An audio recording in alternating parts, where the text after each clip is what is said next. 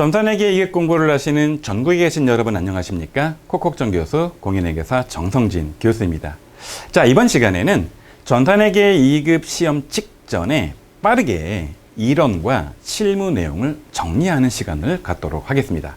여러분, 이 강좌는 콕콕전 교수 전산회계 2급 핵심 체크앤드 빈출 120제라는 자그마한 책자로 강의가 진행이 되고요. 여러분, 이 책자가 필요하신 분들은 이 영상 밑에 제가 네이버 폼으로 신청할 수 있는 그 링크를 걸어 놨으니까 그 링크 클릭하셔서 주소와 이름만 입력을 하시면 제가 무료로 일반 우편으로 이 책자를, 소책자를 보내드리기도 하고요. 시간이 없는 분들, 그런 분들은 이 영상 밑에 제가 따로 이 소책자의 PDF 파일을 다운로드 받을 수 있는 링크를 걸어 놨으니까 그 영상을 다운로드 받으셔서 출력해서 또는 이 책자를 손에 가지고 지금부터 저랑 하는 강의를 시청하시기 바랍니다. 자, 구체적으로 본 강의 들어가기 전에 간단하게 안내 말씀 하나 드릴게요. 요게 콕콕전 교수 전산회계 1급이라는 제가 저술한 책자입니다. 전산회계 2급 공부를 끝내시고 1급까지 공부할 분들은 요 책자로 공부하시면 저의 생생한 대화체 설명체의 문투로 쓰여진 책자, 꼭 시험에 나올 것만 기술한 내용, 그리고 이론 공부하고 실무를 바로 공부할 수 있고, 그 다음에 기본 동영상 무료 제공해 드리고요. 기출문제도 무료 동영상을 제공해 드리니까 혹시 전산회계 1급까지 공부할 분들은 이 책자에 관심을 좀 가져주시기 바랍니다.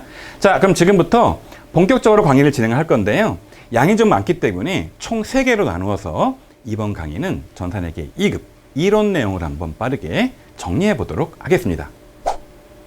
자, 먼저 회계의 기본적인 개념부터 한번 잡아볼까요? 첫 번째 내용, 회계의 목적입니다. 자, 여러분, 회계를 왜 하는 걸까요? 가끔씩 출제가 되는데 왜 하는 거냐? 간단합니다.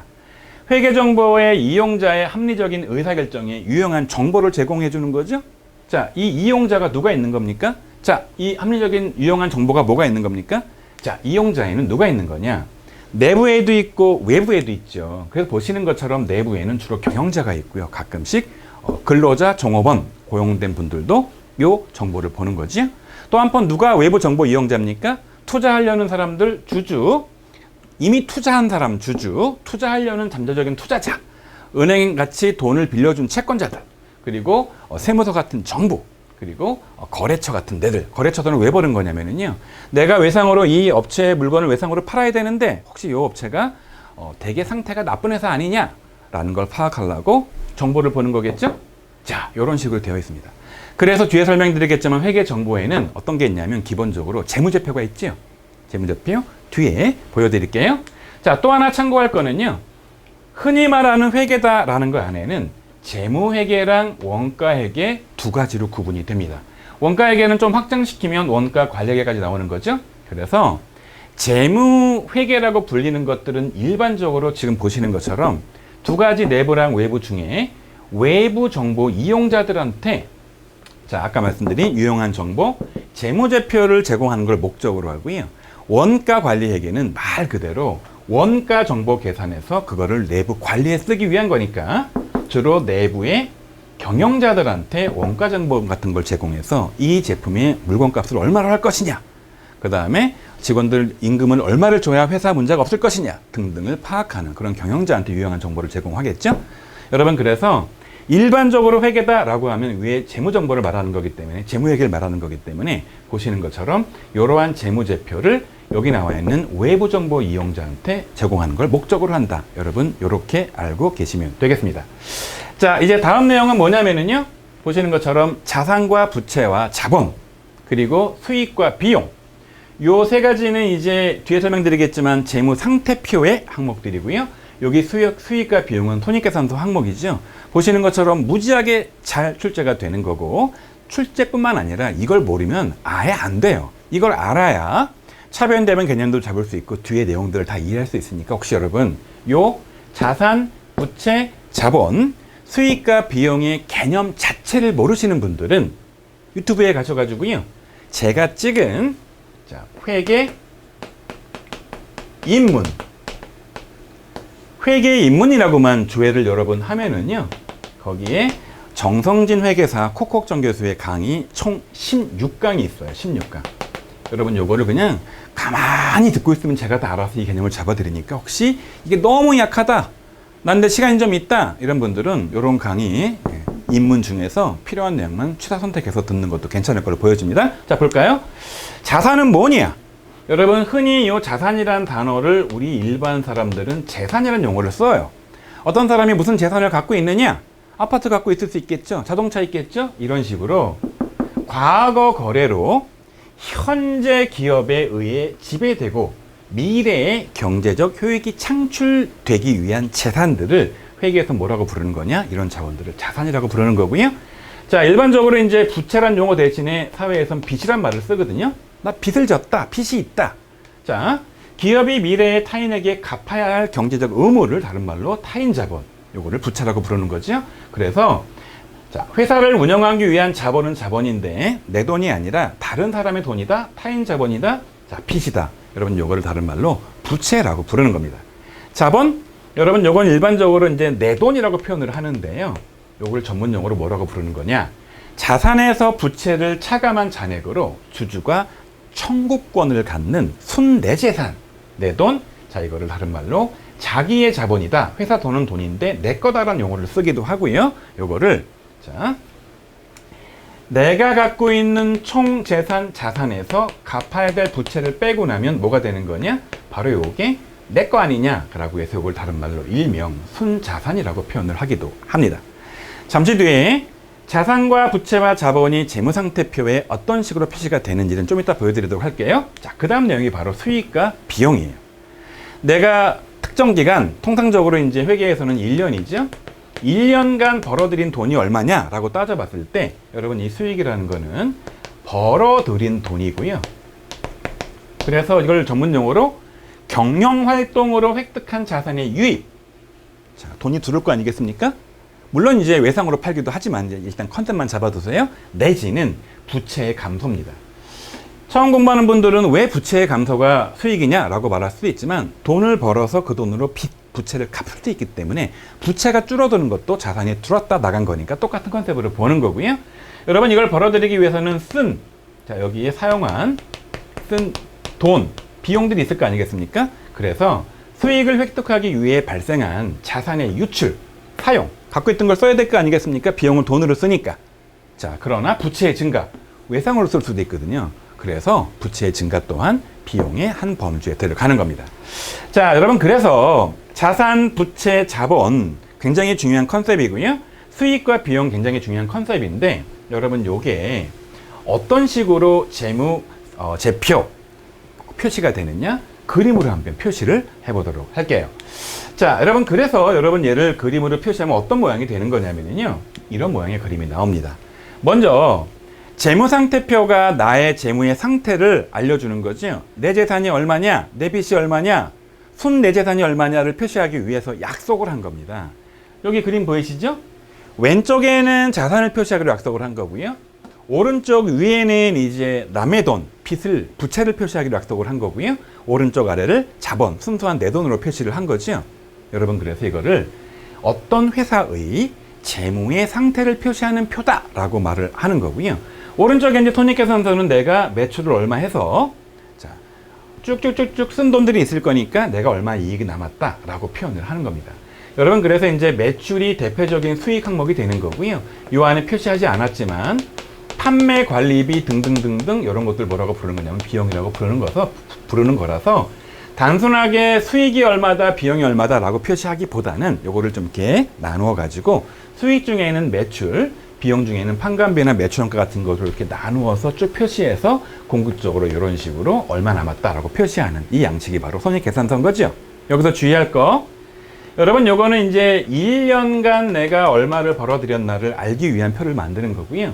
요거는 내가 이제 12월 31일자에 얼마나 내 거 자산과 얼마나 갚을 빚과 얼마나 내 돈이 있는 건지 알려주는 표 아니겠습니까? 그래서 매년 벌어들인 돈들을 어떻게 표시할 것이냐 보시는 것처럼 자본의 한 항목으로 집어넣는다는 거예요. 여러분 그 자본에는요 여러 가지 항목들이 있는데 뒤에 다시 설명드리겠지만 일반적으로 회사를 처음 만들 때 출자했던 액면 금액을 표시하는 그 항목을 뭐라고 부르는 거냐면 자본금이라고 표현하는 거고요. 가운데 다른 항목들이 있는데 여러분 요거는 전산회계 2급 차원에서는 모르셔도 괜찮고요. 맨 마지막에 이익 잉여금이 있는 거예요. 이게 뭐냐면은요. 매년 벌어들인 당기순이익의 합계예요. 여러분 여기 합계란 표시지 않습니까? 시그마? 그래서 요게 1년치 벌어들인 건데 결국 이 벌어들인 돈은 누구 겁니까 이거? 이건 여러분 다시 말하면 회사 거죠? 회사는 누구 겁니까? 주주 거죠?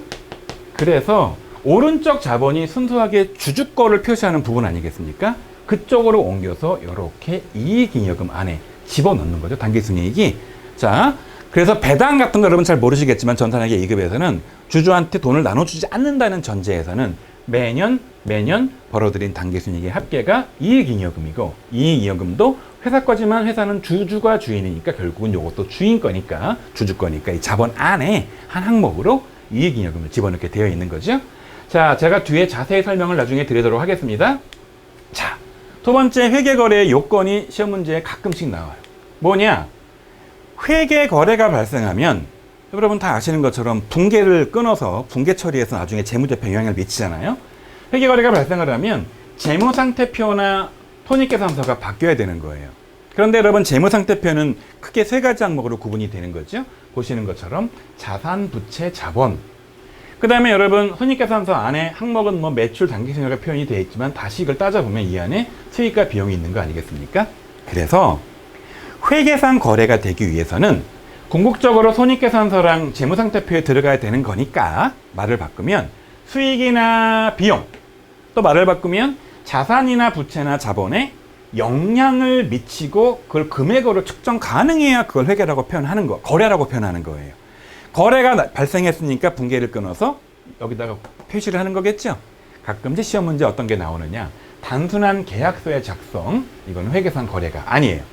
계약서를 쓰고 돈을 지급하거나 이런 식으로 자산이나 부채나 자본이나 수익이나 비용에 영향을 미치면 모르겠는데 단순하게 직원을 채용하기로 계약을 했다. 여러분 직원 채용만 하면 끝나는 게 아니라 이 직원이 일해서 돈을 줘야지 돈이 나갈 거 아니겠습니까? 단순히 채용만으로는 자산, 부채, 자본, 수익, 비용에 영향을 미치지 않기 때문에 여러분 이런 것들은 거래가 아니다. 이런 문제가 종종 출제가 되고 있습니다. 자, 다음 내용이 이제 회계등식, 다른 말로 대차평균의 원리라고 부르는데요.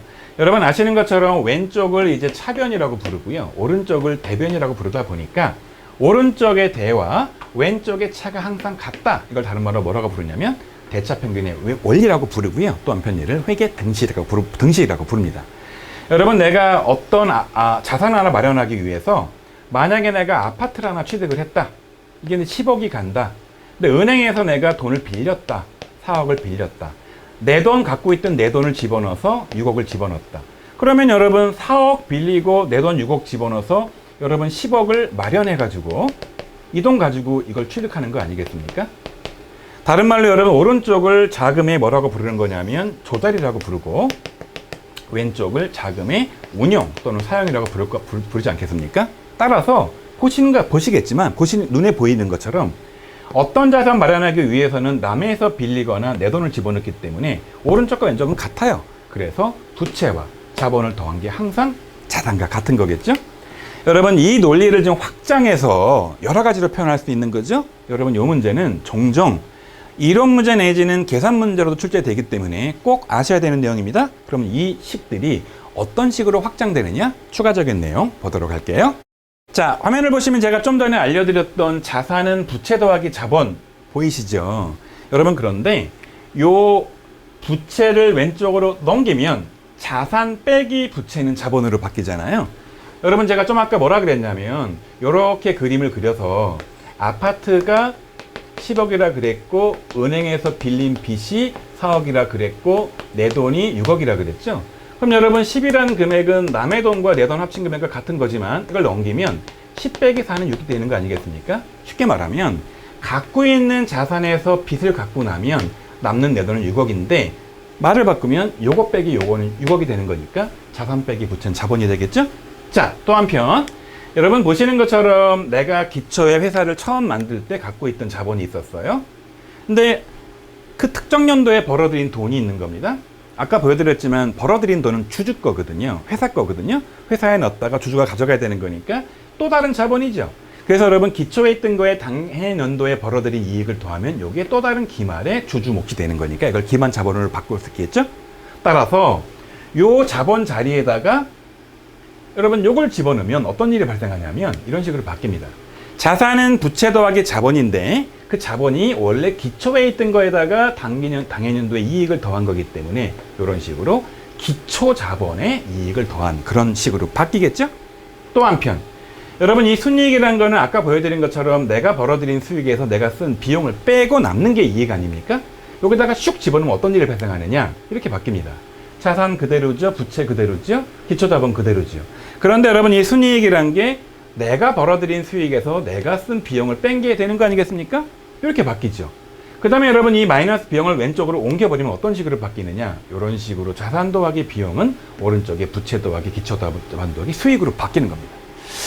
자 여러분 이 과정이 굉장히 어려운 내용이긴 하지만요. 잘 한번 생각을 한번 해볼게요. 요게 궁극적인 시기고 여러분 요거의 의미를 알아야 돼요. 자 부채 남한테 갖고 온 돈이죠. 기초자본 내가 집어넣은 돈이죠. 수익 내가 벌어들인 돈이죠. 여러분 그래서 요거는요. 자 자금의 조달 부분입니다. 내가 벌었던 내 돈을 투자했던 남한테 빌려왔던 회사 운영 위해서 벌어들인 돈 다른 말로 자금의 조달인 거고요. 자산 이 돈으로 뭔가를 샀겠죠. 이 돈으로 뭔가를 썼겠죠. 그래서 자산 그 다음에 비용 나간 거예요. 이걸 마련하기 위해서 쓰기 위해서 나가고 마련하기 위해서 나가고 여기는 뭐라고 부르는 거냐? 자금의 사용 운용이라고 부르는 거죠. 여러분 그래서 그걸 단순히 암기하지 마시고요. 이렇게 생각하세요. 돈을 가지고 오기 위해서는 어떻게 될 것이냐? 벌어야죠. 내 돈 투자해야죠. 남한테 빌려다가 집어넣으면 되겠죠. 그 다음에 이 돈 가지고 뭐 할 거냐? 필요한 자산 마련하고 매출을 하기 위해서 수익을 얻기 위해서 돈을 써야겠죠. 여러분 이런 식으로 자금의 조달과 자금의 운용으로 등식의 좌우를 따져보면 단순 암기가 아니라 이해로 풀 수 있겠죠. 자 이런 내용이 종종 이론과 가끔씩 계산 문제로 출제가 되고 있습니다. 자, 그 다음 내용이 이제 복식부기와 단식부기를 물어보는 거예요. 말 그대로 단식부기는요, 가계부, 용돈 기입장 같이 그냥 돈 들어오는 거 수입 적고 돈 쓰면 지출 적고 이런 식으로 쓰기 때문에 유출입만 기록을 하다 보니까 일종의 가계부 같이 단순한 방법이에요. 그런데 복식부기는요, 말 그대로 차변, 대변, 회계거래가 발생하면 차변과 대변에 양쪽으로 동시에 기입을 합니다. 여러분 다시 말하지만 이 차변 대변과 관련된 논리를 모르는 분들은요 회계 입문 강의를 다시 들으셔야 됩니다. 이 차변과 대변의 거래 이중성 논리를 모르는 분들은 이 강의 뒤에 들어봤자 아무 의미가 없어요. 그냥 모래 성을 짓는다 이렇게 생각하시면 되니까 여러분 시간이 정급한 분들이 아니면 난 차변 대변 모르겠다 이런 분들은 이 강의 접고요. 차라리 입문 강의를 다루시고 강의를 다시 들으셔서 다시 공부하는 게 낫습니다. 그래서 여러분 얘를 거래 이중성이라고 부르는 거죠. 그래서 시험 문제에는 이 복식부기의 자기 검증 기능이 출제가 자주 되고 있습니다. 어떤 내용이냐고요? 자, 보도록 할게요. 시험 문제에 이 차변 대변 복식부기에 관련된 내용으로 자주 출제되는 내용이 바로 회계거래의 결합관계예요. 여러분 요거는 단순 이론이나 사례로 많이 출제가 되는데 무슨 내용이냐? 거래에 팔려서라는 게 있습니다. 여러분 팔려서 외우는 거 아니에요. 이해하시면 다 끝나요? 자, 차변이 있고 대변이 있어요. 여러분 다시 말하지만 가장 중요한 항목이 뭐가 있냐면요. 자산이 있고 부채가 있고 자본이 있고 수익이 있고 비용이 있다 그랬죠. 자, 질문이에요. 등호 기준으로 봤을 때 여기 뭐가 있는 겁니까? 여기 뭐가 있는 겁니까? 여기는 여러분 자금의 조달이라 그랬고요. 여기는 자금의 운영이라 그랬죠. 자, 그러면 어디에 자산은 표시가 되는 겁니까? 아까 여기 써 있었잖아요. 자산 더하기 비용이었었고요. 아까 여기 뭐가 있었습니까? 자, 부채 더하기 기초 자본에다가 빼기 비용이었어요. 더하기 수익이었었죠. 여러분 그래서 자산과 부채와 자본과 수익과 비용이 생기거나 없어지면 차변, 대변 어디에 쓰냐가 중요한 컨셉인 거죠. 여기를 다른 말로 이제 차변이라고 표현을 하고요. 여기를 다른 말로 대변이라고 표현을 하는 거죠. 차변이 뭐고 대변이 모르는 분들은 여러분 이 강의 들으시면 안 돼요. 얘는 여러분 요약 강의지 설명 강의가 아니에요. 자, 그래서 차변에 표시하는 건 뭐냐는 겁니다. 자산이 증가하면 차변이에요, 대변이에요? 왼쪽에 표시하게 돼 있고 이게 차변이니까 왼쪽에 표시한다는 말은 자산이 증가한 거죠. 그 다음에 빚이 감소했다. 오른쪽이 부채 발생이잖아요. 오른쪽이 부채 증가죠. 그런데 부채가 감소하면 왼쪽에 적는 거죠. 그 다음에 여러분 자산이 감소했다. 왼쪽에 적는 게 자산이 증가인데 오른쪽에 적으면 넘어가서 마이너스로 바뀌니까 자산이 감소하겠죠. 그 다음에 자본도 원래 오른쪽에 적어주는 거니까 증가가 오른쪽이겠죠. 자본의 감소는 왼쪽 아니겠습니까? 자, 수익이 발생했다. 자금이 들어온 거죠. 비용이 발생했다. 자금이 나간 거죠. 이런 식으로 해서 제가 동그라미 친 부분이에요. 무조건 자산이 증가하면 차변에 적어야 되고요. 자산이 감소하면 대변에 적어야 되고요. 부채의 감소는 차변이고요. 부채의 증가는 대변이고요. 자본의 감소는 차변이고요. 그 다음에 자본의 증가는 대변이고요. 수익의 발생은 차변이고요. 비용의 발생은 대변입니다. 이게 이렇게 복합적으로 거래가 발생하는 겁니다. 요게 여러분 사례 문제로 어떻게 나오는지는 제가 이 강의 말고 두 번째 강의에서 추가로 자, 문제 풀이 때 또 보여드리도록 하겠습니다. 자, 그 다음 내용이에요. 복식부기의 자가 검증 기능입니다. 무슨 얘기냐? 거래를 차변과 대변의 양쪽으로 적어주거든요. 그러다 보니까 여러분 합계 잔액 시산표를 만들어서요. 모든 거래가 차변과 대변에 제대로 들어갔나를 검증하기 위해서 재무상태표나 손익계산서를 만들기 그 전에 계정 과목이 장부에 제대로 기재가 되었나 맞춰보기 위해서 시험 삼아 계산하는 표를 시산표라고 부르는데 그 중에 합계와 잔액 두 가지를 다 검증하는 표를 뭐라고 부르는 거냐? 합계, 잔액, 시산표라고 부릅니다. 그래서 여러분 만약에 차변과 대변의 분계를 끊어야 되는데 만약에 차변에 현금 100이라고 적고 대변에다가 아무것도 안 적으면요. 왼쪽에만 100을 적고 오른쪽에 아무것도 안 적었기 때문에 왼쪽과 오른쪽 차대변 금액이 안 맞아요. 그래서 보시는 것처럼 차변과 대변 중에 한쪽에만 전개한다. 이 전개는 옮겨준다는 뜻이죠. 한쪽에만 옮겨 적어. 이런 식으로. 그럼 왼쪽만 100에 들어가고 오른쪽에는 아무것도 없기 때문에 왼쪽 오른쪽 차변 대변 금액이 안 맞죠. 여러분 이런 건 발견 가능한 실수입니다. 시산표에서. 그런데 만약에 여기다가 현금 100 그 다음에 오른쪽에다가 매출 100을 원래 적어야 되는 건데 실수로 얘를 200으로 적고 얘를 200으로 적었어요. 이거 잘못된 거거든요. 그러나 왼쪽 오른쪽이 다 같아? 발견이 안 돼요. 그래서 차변 대변 양쪽에 동일한 틀린 금액을 넣거나 아예 반대로 거꾸로 넣거나 차변 대변에 이중으로 두 번 입력하거나 100 넣고 매출 100 넣어야 되는데 여기다 100 넣고 또 100 넣고 100 넣고 또 100 넣고 이렇게 양쪽에 동일한 실수를 해버리면 발견이 안 되는 거죠. 이런 문제가 가끔씩 출제가 되고 있습니다. 자, 여러분 다음 내용은 바로 회계순환 과정인데요. 여러분 이러한 구조에서 회계순환 과정이 뭐냐? 결산 절차부터 보도록 할게요. 결산 절차는 기중에 회계거래가 발생하지 않습니까?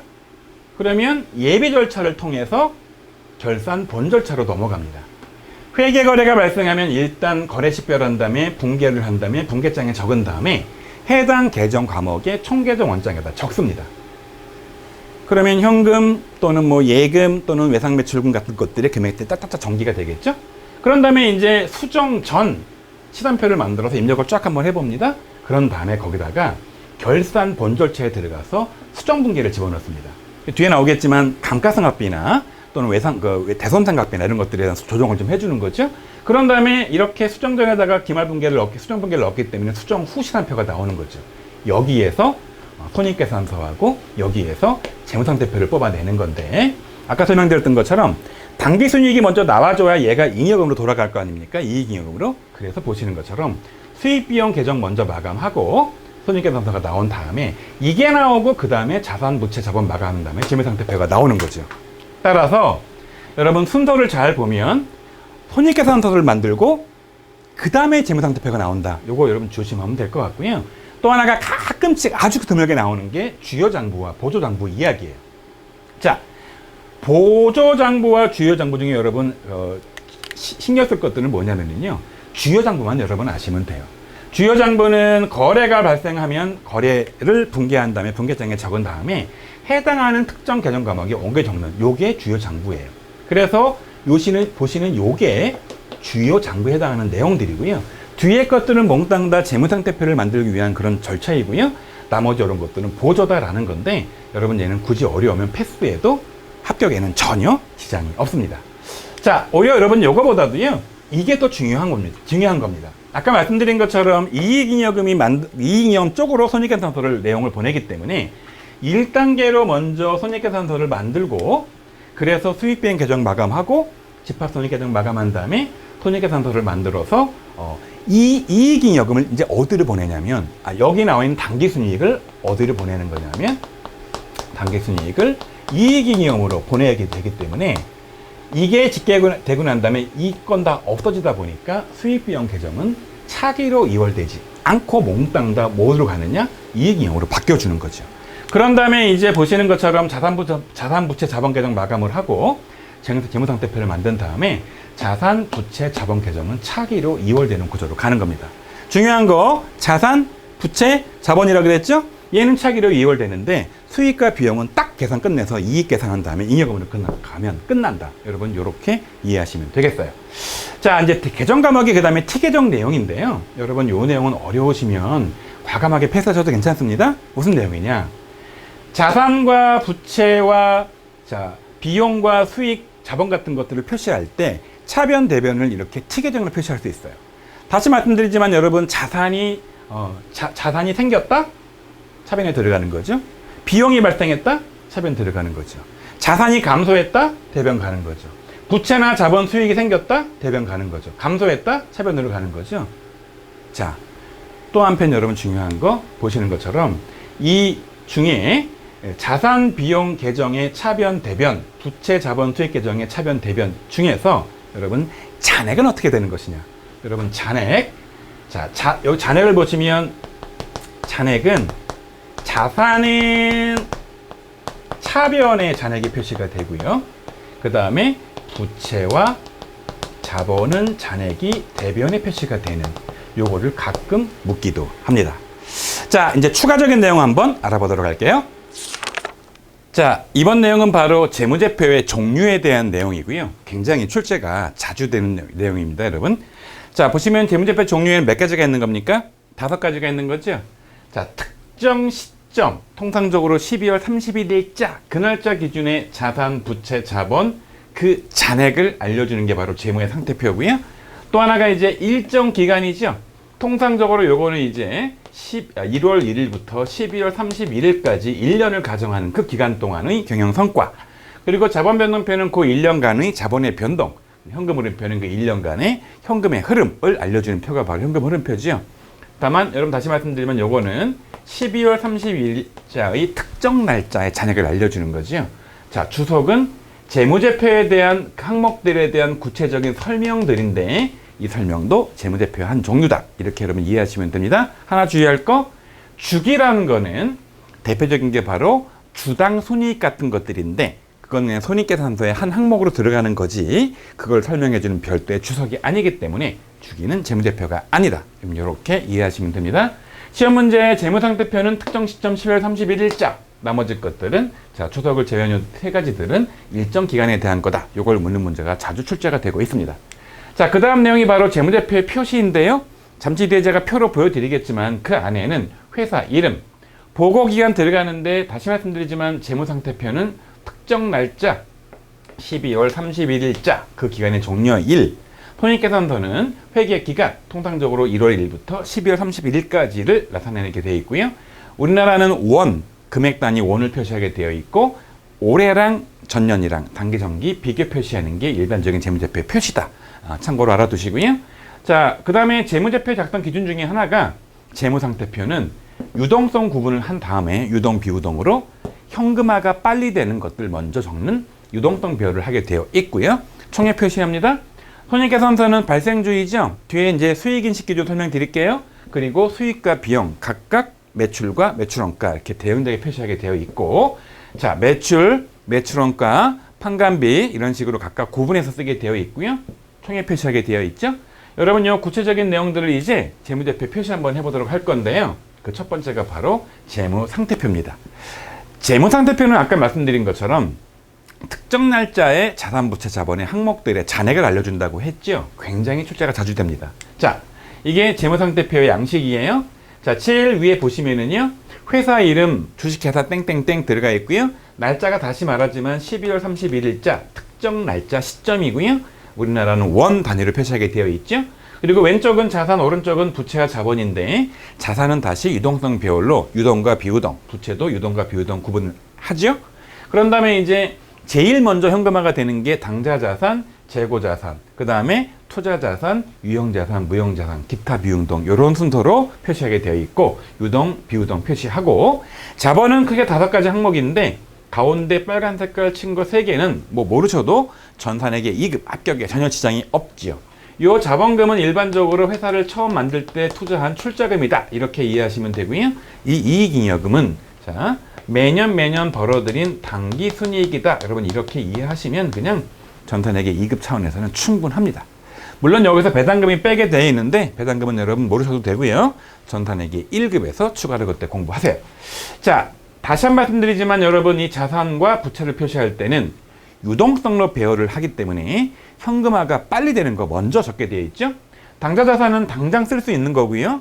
재고자산은 창고에 팔려고 갖고 있는 상품 같은 걸 말하는 거죠. 통상적인 상품들은 3개월, 6개월 내에 팔아야 되니까 당좌보다는 조금 늦게 현금화가 될 거고요. 투자자산부터는 이제 여러분 1년 이후에 현금화가 되는데 그나마 투자한 게 빨리 현금화가 될 거고 쓰고 있는 물건들은 유형자산 같은 것들은 업무에 쓰는 것들은 그나마 늦게 유형자산 될 거고 무형자산은 거의 팔리지가 않죠. 그 다음에 기타가 있기 때문에 이런 식으로 순서 표시한다. 이 순서를 종종 묻기도 합니다. 자, 그 다음 내용이 여러분 이제 손익계산서의 표시이지요. 여러분 이거는요. 이론적인 내용으로 출제가 빈출 자주 되기도 하지만 가끔씩은 여러분 계산 문제가 나와서 매출 총이익, 영업이익, 당기순이익의 순서를 묻는 문제가 수치를 주어진 다음에 영업이익을 계산하지요. 수치를 주어진 다음에 당기순이익 계산하시오. 이런 식으로 묻기 때문에 자 매출에서 매출원가를 빼서 뭐가 나오는 겁니까? 매출총이익이 나오는 거고 거기서 판관비를 빼고 나면 영업이익이 나오는 거고 거기에 영업의 수익과 비용을 더하고 빼고 나면 이제 당기순이익이 나오는 거지 않습니까?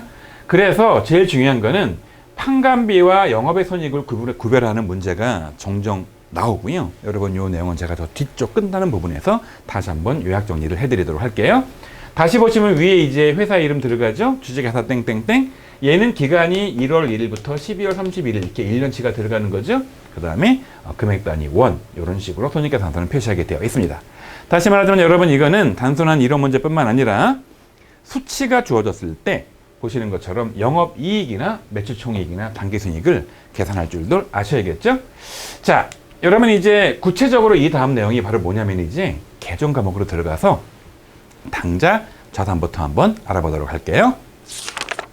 자, 좀 전까지 이제 여러분 재무제표의 기본 작성 개념 같은 것들을 공부를 했으니까 이제 계정 과목으로 들어가서 자, 유동자산부터 먼저 공부할 거고요.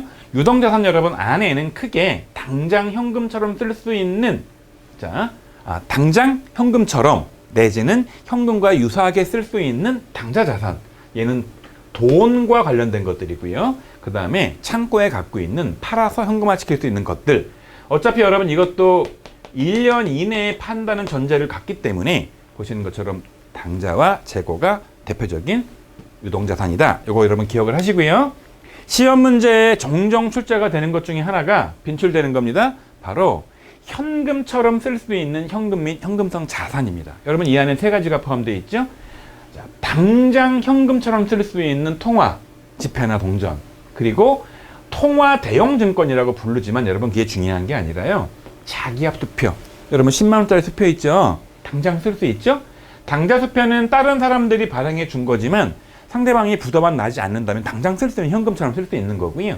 우편한 증서, 우체국에서 준 거 당장 우체국 가면 현금 주는 거지요. 만기도래 약서금 당장 갖다 제시하면 현금 주지요. 만기도래 채권 이자 표 당장 갖다 주면 현금 이자 줄 거 아닙니까? 배당금 지급 통지서 갖다 보여주면 바로 배당금을 주거든요. 여러분 그래서 이것들은요 당장 현금처럼 쓸 수가 있구나 라는 거 여러분 기억하시고요. 요금을 예금은 다들 아시는 것처럼 그냥 가서 돈 인출해 쓸 수 있는 예금 통장들이니까 이것도 현금처럼 쓸 수 있겠죠. 그리고 또 하나가 이제 뭐냐면 현금처럼 쓸 수 있는 양도성 예금제서 같은 것들인데 금융상품인데 중요한 겁니다. 3개월 기억하세요. 3개월.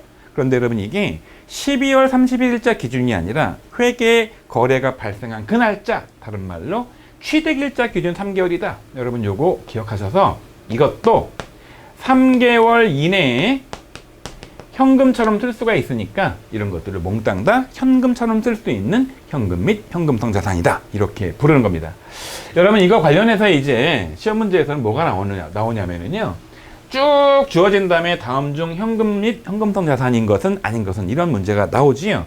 자, 여러분 그래서 당장 현금처럼 쓸 수 없는 항목들은 현금성 자산이 아닙니다. 어떤 것들이냐? 우표, 수입인지, 그 다음에 중요한 거, 만기가 미도래입니다.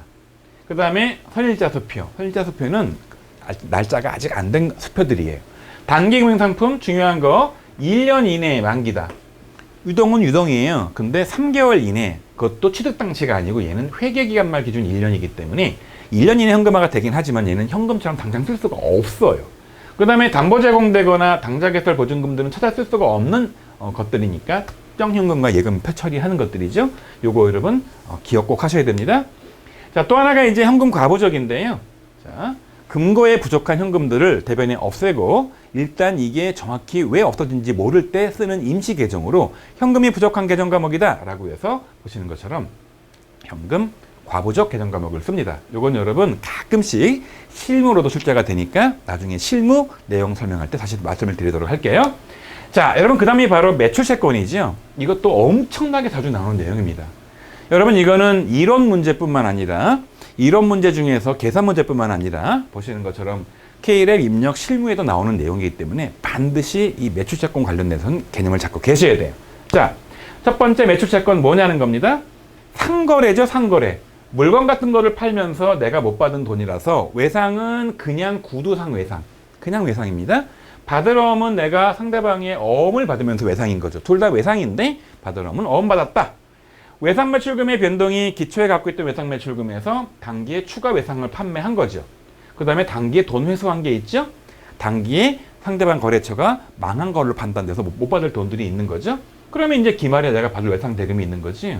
요런 요거 이용해서 간단한 계산 문제가 나오기도 합니다. 나중에 계산 문제 풀 때 보여드리도록 할게요. 또 하나가 어음 갖고 있다가 받을 어음을 갖다가 은행에다가 내서 은행한테 부탁합니다. 그러면 은행이 나한테 떼어가는 돈은 상거래에서 일반적으로 발생한 영업을 위한 수수료이니까 판매관리비, 자, K랩 입력할 때 800번대 입력하셔서 이걸 추심수료 비용 처리하는 거고요. 그 다음에 받으러 온 배설한 건 뭐냐면 갖고 있던 어음을 뒤에다가 내 이름 써서 넘겨주는 거죠. 여기서 중요한 거, 배서하는 받으러 온 거래처는요, 최초 어음 발행 거래처 입력을 해야 되는 거죠. 최초 어음 발행 거래처. 나중에 실무 K랩 설명할 때도 다시 설명을 드리겠지만 상대방이 어음을 준 겁니다. 갖고 있던 어음을 준 거란 말이죠. 따라서 이쪽 업체 외상 대금을 갚기 위해서 이쪽 업체 어음을 줬기 때문에 받으러 어음은 최초 업체, 외상 매입금은 저 갚을 업체, 이 업체가 다르다는 거 좀 조심하면 되는 거겠죠. 자, 또 하나가 받으러 온 매각거래. 아예 어음을 은행에 팔아요. 여기 추심인 만기제 도래해서 돈 찾아달라고 주는 거고요. 이 매각은 얘는 만기 전이겠죠. 만기 전에 은행에 팔아요. 그러면 얘가 매각거래로 일반적으로 처리를 하거든요. 전산에게 2급 차원에서는. 그러니까 이 매각할 때 할인 수수료는 일반적으로 정상적으로 어음을 팔진 않아요. 만기까지 기다려야 되거든요. 근데 여러분 얘는 만기 전이죠? 일반적이지 않아요? 따라서 매출 채권 처분 손실을 처리하고 얘를 900번대 영업에 비용 처리한다. 뭐 이 정도만 여러분 알아두시면 충분합니다. 여러분 여기에 이제 매출 채권에 대한 일반적인 금액적인 부분에 대한 이야기고요. 여러분 또 하나 굉장히 중요한 게 이제 뭐가 나오느냐? 바로 외상 매출금에 대한 환산이에요. 자, 해외에다가 이제 달러나 뭐 엔화나 뭐 이런 걸로 이제 팔아버리면 돈이 일단 외상이에요. 근데 이게 외화로 외상이거든요. 여러분이 살짝 어려우면 여러분 이거 패스하셔도 합격엔 지장이 없습니다. 그래서 실제 이제 환율이 상승한다 라고 하면, 자, 회계기말 기준으로 아직 달러 받지 않은 겁니다. 아직 엔화 받지 않은 겁니다. 그런데 실제 물건 팔 때보다 환율이 올랐으니까 외화 환산 이익이 생겨서 여러분 얘는 아직 미실현된 거이지만 이게 몽땅 다 영업 외 수익이나 비용으로 들어가는 거지요. 그 다음에 외화 입금일, 여러분 얘는 실제 외화가 입금된 거 아니겠습니까? 외상으로 외화를 팔았어요. 외화 외상으로 팔았어요. 자, 중간에 돈을 받았는데 환율이 올랐다. 원화가 더 들어오거든요. 이땐 실제 벌어진 일이니까 외환 차익이라고 처리를 합니다. 그런데 그럼 환율이 하락하는 겁니다. 물건을 팔았어요. 외화로. 외상이에요. 근데 기말됐더니 환율이 떨어져. 돈을 덜 받게 되죠. 그래서 여러분 이런 경우에는 미실현된 외화 환산, 자, 손실 발생하는 거지요. 자, 물건 외상 팔았어. 돈 들어왔는데 환율이 올라서 돈 더 들어와. 외환 차손실제 발생하게 생기는 거죠. 실현. 여러분 이런 식으로 이런 것들은 외화 환산 이익이나 외화 환산 손실이나 외환 차익이나 외환 차손은 영업에 손익 처리한다. 이렇게 이해하시면 되고요. 또 하나가 이제 중요한 게 실무상도 굉장히 중요한 내용 중에 하나인데요. 대손 충당금이에요. 여러분 대손 충당금은 실제 업체가 부도가 날 때 가서 비용 처리하는 게 아니라 미리 그게 예상될 때 보시는 것처럼 설정할 때, 자, 연말 돼가지고 이제 못 받을 때를 쭉 추리는 거죠. 그랬더니 대손 충당금이 부족하다. 추가 설정하면 되고요. 여러분 얘를 대손상각비 처리하면 되는 거고요. 기말해 봤더니 너무 많이 충당금을 잡아놔서 남는다. 그럼 환입하면 되는 거고요. 여러분 얘는 대손 충당금 환입으로 해서 대손상각비의 차감 항목으로 처리하게 되어 있죠. 자, 그 다음에 그래서 이 분기를 이제 대손상각비 끊고 대손 충당금 끊으면 되는 거겠죠. 이렇게 설정을 했다가 실제 다음 연도에 업체가 망해서 대손 확정되면 어떻게 할 것이냐. 여러분 이 컨셉은 그래서 미리 실제 망하기 전에 충당금을 잡았다가 실제 발생 대손하게 되면 그때는 기설정한 대손 충당금과 외상 매출금을 상계 처리 까나가면 되는 거죠. 그런데 부족이 발생한다? 그럼 추가로 대손상각비 잡으면 되겠죠. 여러분 그래서 자, 외상 매출금 떨어버리고요. 실제 발생할 때 물론 이제 KDM 입력할 때부터 거래처 입력을 해야겠죠. 그리고 이제 기존 대손 충당금 까나가면 되는데 이게 외상 매출을 거냐 받으러 온 거냐 그 구분해서 입력을 해야겠죠. 안 부족하면 이걸로 끝나겠죠. 근데 부족하다면 추가로 판관배 대손상각비를 더 잡으면 되겠죠. 나중에 실무 문제 또 풀어드리도록 할게요. 자, 그 다음에 대손 충당금이 중간에 얼마나 증감했느냐를 계산 문제로 문제를 내기도 해요. 기초에 대손 충당금이 있었습니다. 단기에 회사가 망해서 확정된 거 있죠. 까나가는 게 있죠. 추가 기말 설정하겠죠. 이게 기말에 남은 대손 충당금이다 라는 식의 논리를 가지고 아주 간단한 계산 문제를 출제를 하기도 합니다. 자, 여러분 요건 좀 어려운 패스할 수도 있는 내용이긴 한데요.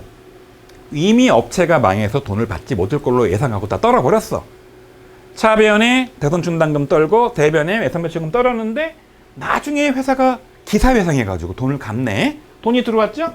그러면 없애준 대손 충당금을 살려주면 되는 거예요. 외상 매출금, 외상 매출금 받으러 어려움 패스하세요. 마지막으로 기타.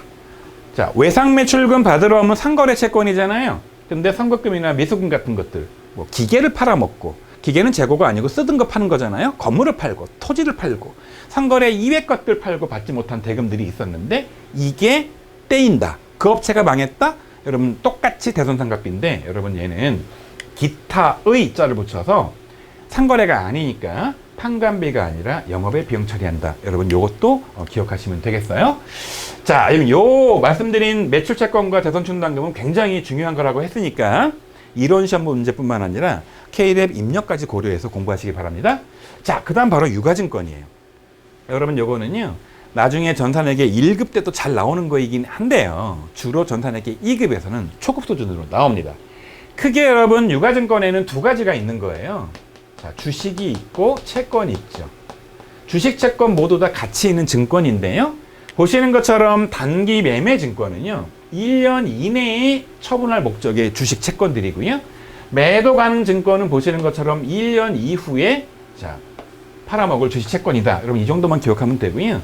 얘를 1년 이내에 팔아먹을 건데 돈과 관련된 거라 당좌자산이고요.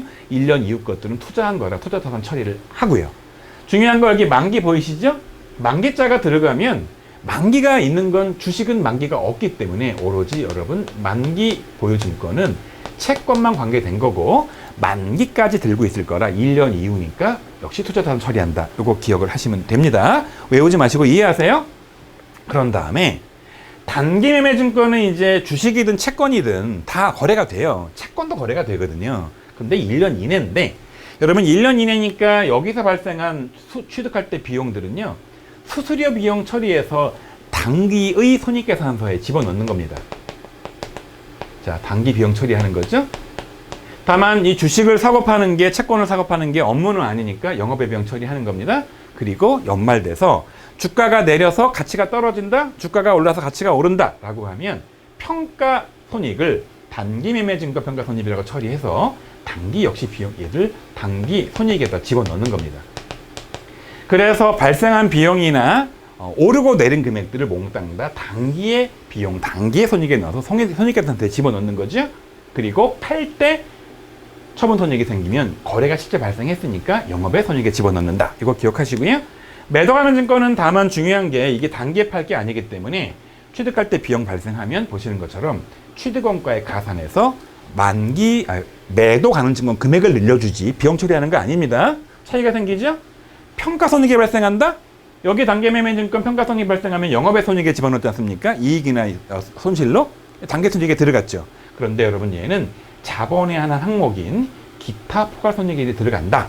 여러분 이게 너무 어려워요. 그래서 어려운 패스할 수도 있고요. 다만 여러분 얘는 단기 손익이 아니다. 따라서 손익계산서에 들어가지 않는다. 자본 쪽에 집어넣는구나. 여러분 이 정도만 기억하시면 됩니다. 어쨌거나 매도하는 증권이라 하더라도 팔면 실제 실현이 됐기 때문에 역시 이것도 영업의 손익에 집어넣겠죠. 제가 지금 분류 보여드렸죠. 단기와 만기 매도 가능의 차이를 보여드렸죠. 자, 여러분 이걸 이용해서 실제 시험 문제에는 뭐가 잘 나오는 거냐 보시는 것처럼 딱 두 개의 비교가 시험 문제에 잘 나옵니다. 뭐랑 비교? 단기 매매랑 매도 가능이랑 1년 이후 1년 이내죠. 그래서 여러분 중요한 거 취득 비용 이거 어떻게 한다 그랬죠? 단기 매매 단기 비용 처리한다 그랬죠? 얘는 원가에 가산한다 그랬죠? 그래서 보시는 것처럼 얘는 단기 비용 처리, 얘는 취득 원가에 가산한다. 이거 여러분 굉장히 조심하셔야 되고요. 평가 손익 어떻게 한다고 했죠? 이거 주식이 오르거나 내리면 여러분 얘는 영업의 손익에 집어넣는 거고요. 얘가 오르고 내리면요. 얘는 자본 쪽에다 집어넣기 때문에 자본. 단기 순이익에 영향을 미치지 않는다. 여러분 이 차이만 아시면 되고요. 이 차이가 주로 시험 문제에 출제가 되고 있습니다. 자, 그 다음 내용이 이제 기타 당좌 자산인데요. 여러분 이 기타는요. 주로 실무 쪽으로도 출제가 많이 되고요. 자, 의미만 여러분 충분히 아시면 됩니다. 계약금이나 선금 미리 준 거 뭐라고 부르는 겁니까? 선급금. 단기대여금 1년 이내 받으려고 빌려준 돈. 선납세금. 은행에서 이자 받을 때 세금 뜯긴 거. 법인세 미리 낸 거. 자, 미리 낸 세금이죠. 미래 비용을 미리 지급해서 아직 경과 지나지 않은 거. 여러분 요 선납 비용은 뒤에 다시 보여드릴게요. 그 보험료를 미리 냈는데 12월 말 기준으로 아직 시간이 안 지나서 아직 비용화 시키면 안 되는 것들이에요. 이거 보험 해약하면 돈 돌려주거든요. 여러분 따라서 이 선급 비용도 비용을 지급했지만 아직 기관이 미경과를 하면 연말 기준으로 해약하면 돈 돌려주거든요. 보험료 남은 거. 그래서 자산이 되는 겁니다. 말이 비용이지 선급 비용은 자산이다. 기타 당좌 자산이다. 이거 기억하시고요. 미수 수익. 월세 받지 못한 거. 이자 받지 못한 거. 자, 아직 못 받긴 했지만 받을 권리가 있고 받을 거거든요. 그러니까 자산 처리하는 겁니다. 자, 미수금. 기계장치나 건물 같은 거 팔고 못 받은 돈이에요. 외상대금을 못 받으면 일반적으로 상품 같은 거 팔고 못 받으면 외상매출금 받으러 매출채권이라고 부르잖아요. 근데 상거래 이외 것들을 팔고 못 받으면 이런 식으로 미수금 처리한다. 이렇게 이해하시면 되는 겁니다. 가지급금 돈을 줬는데 도대체 왜 줬는지 아직 정확히 정해지지 않은 거. 지급된 현금이 어디에 사용될지 모를 때 쓰는 그런 개념 과목이다. 여러분 이렇게 이해하시면 되겠어요. 자, 이 기타 당좌 자산 중에서 가장 중요한 게 뭐냐 하나만 찝어라 라고 말씀을 하면 바로 뭐냐면 바로 매출채권과 미수금의 차이예요. 설명드렸던 것처럼 매출채권은 상품 같은 거 팔면서 상거래에서 못 받은 돈인 거고요. 미수금은 쓰던 기계 같은 거 팔면서 못 받은 돈이겠죠. 그래서 상거래에서 받지 못한 돈, 상거래, 외상매출금 받으러 오미 매출채권이 되는 거고요. 상거래 이외, 예를 들면 유형자산 매각 같은 데서 못 받은 돈들, 이런 것들은 뭐라고 부르는 겁니까? 미수금 부른다. 여러분 이렇게 기억하시면 돼요. 아까도 말씀드렸지만 매출채권에 대한 못 받은 돈을 처리하기 위해서는 판관비의 대손상각비 처리를 하고요. 미수금 같은 거 못 받은 돈에 대한 처리할 때는 대손상각비인데 기타니까 영업에 비용에다 집어넣는다고 했죠. 자, 그 다음 내용이 바로 재고자산이에요. 재고, 팔려고 갖고 있는 거죠. 자, 정상적으로 영업에서 팔려 갖고 있는 상품이나 제품 같은 것들 재고라고 하고요. 취득원가, 종종 이런 문제가 나옵니다. 자, 재고의 물건값 이외에 각종 매입 부대 비용이 들어가요.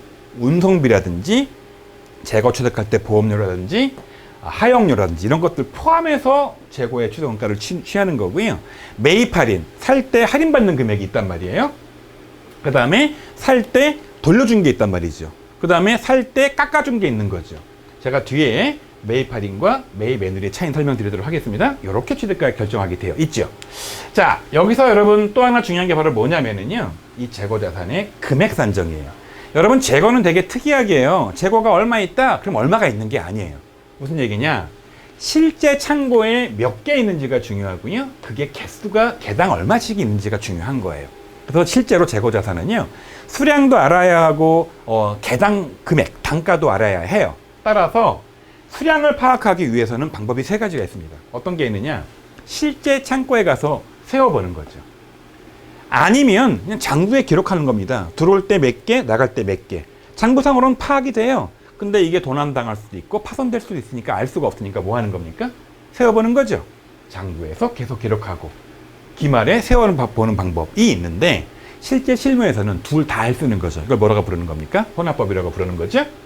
자, 그런데 여러분 재고자산 단가 계산할 때는요, 물건을 사온단 말이에요. 물건값이 계속 바뀐단 말이에요. 그래서 물건값을 그때그때 그 물건 하나에 얼마 꼬리표를 달아서 개별적으로 단가를 파악하는 방법이 있고요. 미리 들은 게 미리 팔린다라는 가정을 하기도 하고요. 나중 들은 게 먼저 팔린다 가정을 하기도 하고요. 아니면 그때그때 평균 내기도 하죠. 전체 평균은 총평균법, 그때그때 평균은 이동평균법이라고 부르는 거 아니겠습니까? 여러분, 그래서 시험 문제가 뭐가 많이 나오느냐? 위에 세 가지는 수량을 파악하기 위한 방법이고요. 아래 세 가지는 단가를 파악하기 위한 방법이지 않습니까? 이 종류를 묻는 문제가 시험 문제에 잘 나오는 거죠. 가끔씩은 또 이런 문제가 나와요. 여러분, 일반적으로 물가가 계속 오르지 않습니까? 물가가 계속 올라요. 그러니까 1월 1일 날 취득한 그 단가보다는 12월 31일이 더 비싸요. 계속 가격이 상승한단 말이죠. 따라서 자, 기말 재고 입장에서는 자, 계속 물가가 오르죠? 기초에 두른 게 먼저 팔려주는 거예요. 그럼 이게 앞쪽에서 산 게 날아가요. 요게 남아요. 뒤쪽 게 기말 재고로 남는 거죠. 이게 바로 선입, 먼저 두른 게 선출, 먼저 나가요. 따라서 여러분 이게 더 비싸거든요. 그래서 선입선출법이 후입선출법보다 자, 기말 재고가 더 비쌉니다. 평균법 가운데 끼어 있는 거죠. 여러분, 기말 재고가 비쌀수록 말을 바꾸면 싼 게 팔린 거잖아요.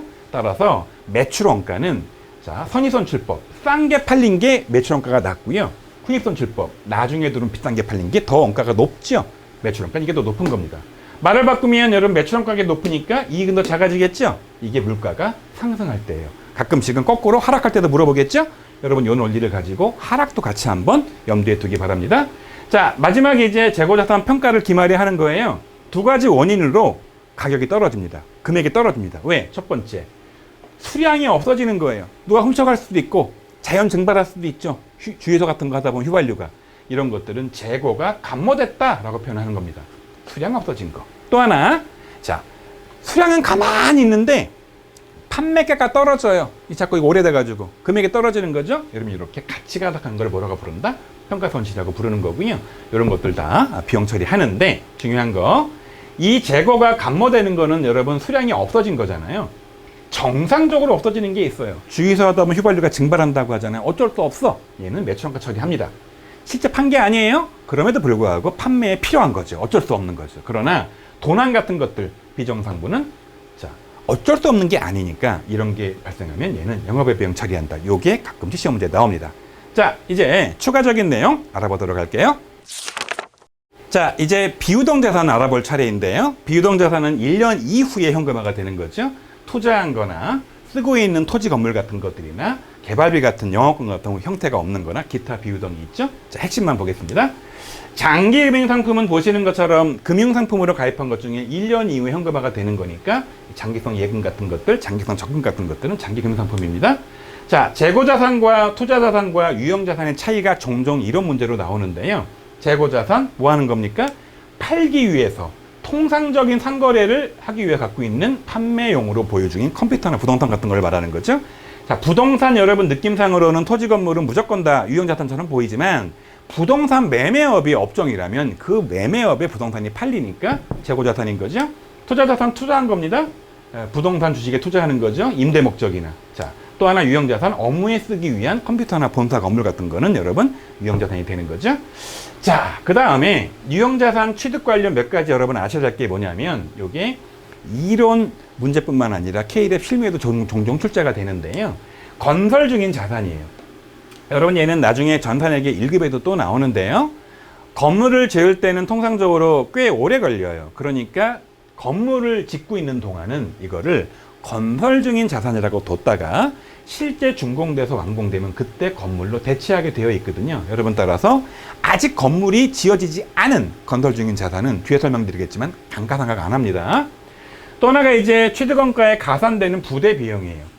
재고자산도 마찬가지지만 여러분 이러한 유형자산을 취득하기 위해서는 취득세를 내기도 하고요. 자, 중개수수료 같은 거 내기도 하고요. 운송비용이 들기도 하고요. 자, 중개수수료 나왔네요. 거래비용 다른 게 또 드는 게 있습니다. 그리고 이제 자산 같은 거 해체할 때, 건물 해체하고 또 다른 건물 지을 때, 설치 준비할 때, 조립할 때, 시운전할 때, 토지 같은 거 취득한 다음에 토지를 정리하는 비용들 등등등등 실제 얘를 사용할 수 있을 때까지, 자, 요때까지 발생한 모든 것들을 싹 다 취득원가에 가산한다. 요거 여러분 조심하시면 되고요. 또 하나가 이제 수익적 지출과 자본적 지출이 있어요. 단순한 수리비다? 그러면 페인트 칠이나 유리 교체 같은 통상적인 유지를 위한 사소한 금액들은 단기 비용 처리합니다. 수선비 이렇게 하면 되는 거겠죠? 대표적인 개념 과목이 수선비입니다. 그런데 자본적 지출은요, 거액이에요. 엘리베이터 설치한다든지 고가의 냉난방 장비라든지 건물을 증축하다든지 여러분 이거는 단기 비용 떨면 안 돼요. 일단 건물에 추가한다거나 기계에 추가해서 자산 처리했다가 나중에 감가상각비로 비용 처리를 해야지 단기 비용 떨면 안 되겠죠? 종종 시험 문제에 자본적 지출 자산 잡을 거를 비용 떨면 자산은 과소계산 비용이 높아지겠죠? 이익이 줄겠죠? 그 차이를 묻는 문제가 종종 출제가 되고 있습니다. 자, 그 다음이 바로 중요한 게 감가상각비죠. 여러분 이거는요, 이론뿐만 아니라 실무 계산 문제로 나오기도, 이론 문제뿐만 아니라 이론 계산 문제로 나오기도 하고요. 자, 실무 K랩 입력도 너무너무 잘 나오는 거기 때문에 꼭 아셔야 돼요. 자, 개념 자체는 뭐냐면 취득한 거를 시간의 경과에 따라 비용으로 잡아주는 거예요. 자동차를 취득하면 1년 무한정 쓰는 게 아니라 5년이면 5년, 10년이면 10년 기간을 정해놓고 쓰기 때문에 일정 기간 비용으로 인식하는 과정인데요. 중요한 거 토지는 달아 없어지지 않고요. 건설 중인 자산은 아직 완공이 되지 않았기 때문에 감가상각하지 않는다. 여러분 요거 조심하면 되죠. 자, 그 다음에 감가상각 방법에는 여러 가지가 있어요. 정액정률법, 연수학계법, 생산량 비례법, 이준창법들이 있는데요. 한 번 선택했으면 쭉 가는 게 맞고 특별한 일이 없으면 바꾸면 안 되는 것까지 아시면 되고요. 나머지 연수학계나 생산량 비례나 이준창법은 이름만 여러분 대충 기억하시면 되고요. 구체적으로 어떻게 계산하는지 알 필요 없어요. 그런데 정액법은 여러분 계산법을 알아야 돼요. 잔존가치 빼고 남은 금액을 내용연수로 나누어서 매년 동일한 금액을 계산하죠. 매년 동일. 근데 가끔씩은 여러분 얘를 월할 계산하게 해서 1월 1일 날 취득한 게 아니라 뭐 한 6월 1일 취득했다 이런 식으로 연중에 취득해서 월할 계산하는 것까지 여러분 같이 계산할 줄 아셔야 돼요. 정률법은요, 취득원가에다가 감가상각 누계액을 뺀, 다른 말로 미상각 잔액에다가 상각률을 곱하게 되어 있죠. 시험 문제에 상각률은 줍니다. 여러분 따라서 1000년도, 자, 1년 차의 정률법에서는 감가상각 누계액이 0이에요. 그래서 이거 없이 1년 차에는 취득원가 전체에다가 유를 곱하게 되어 있죠. 2년 차에는 이게 생기겠죠? 뺀 나머지 곱하게 되겠죠? 여러분 이런 식으로 해서 1년 차랑 2년 차 정도까지는 정액법, 정률법에 자, 계산 문제를 풀 줄 아셔야 되니까 나중에 제가 두 번째 강의에서 이론 문제하고 실무 문제풀이 할 거거든요. 그때 한번 요 계산 문제 풀어보시기 바래요. 자, 그래서 이제 정액법을 따져보면 연도가 쭉 지날수록 매년 동일한 금액이 쌓이니까 자, 요게 차곡차곡 느는 금액이 동일해져가 진행이 되는데요.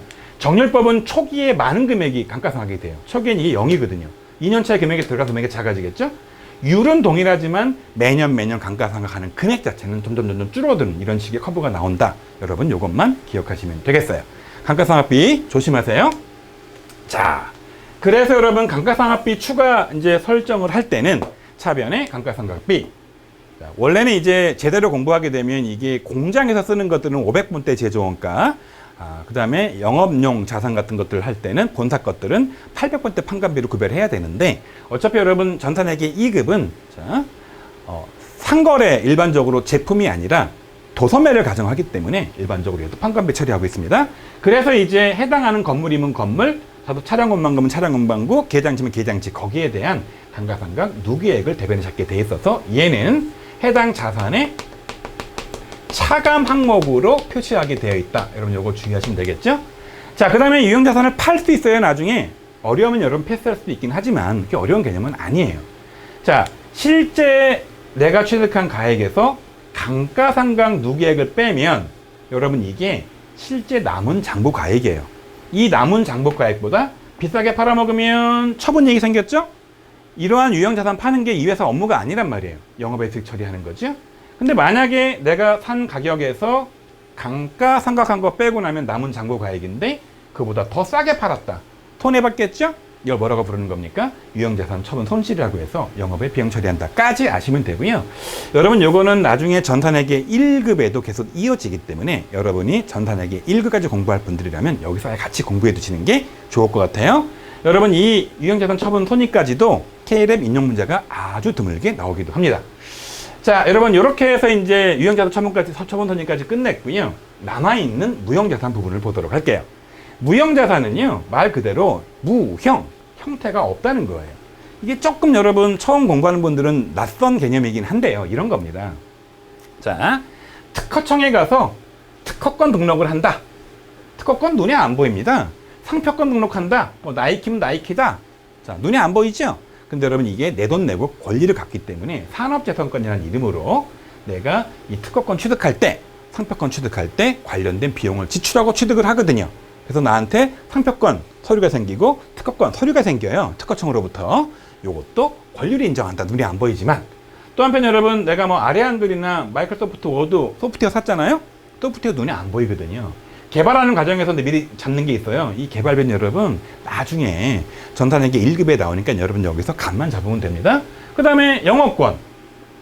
대표적인 사례가요. 여러분 내가 가게 인수할 때 권리금 주고 사잖아요. 권리금 왜 주는 겁니까?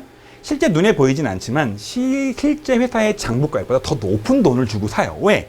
눈에 안 보이는 가치가 있다. 여러분 그래서 얘는요.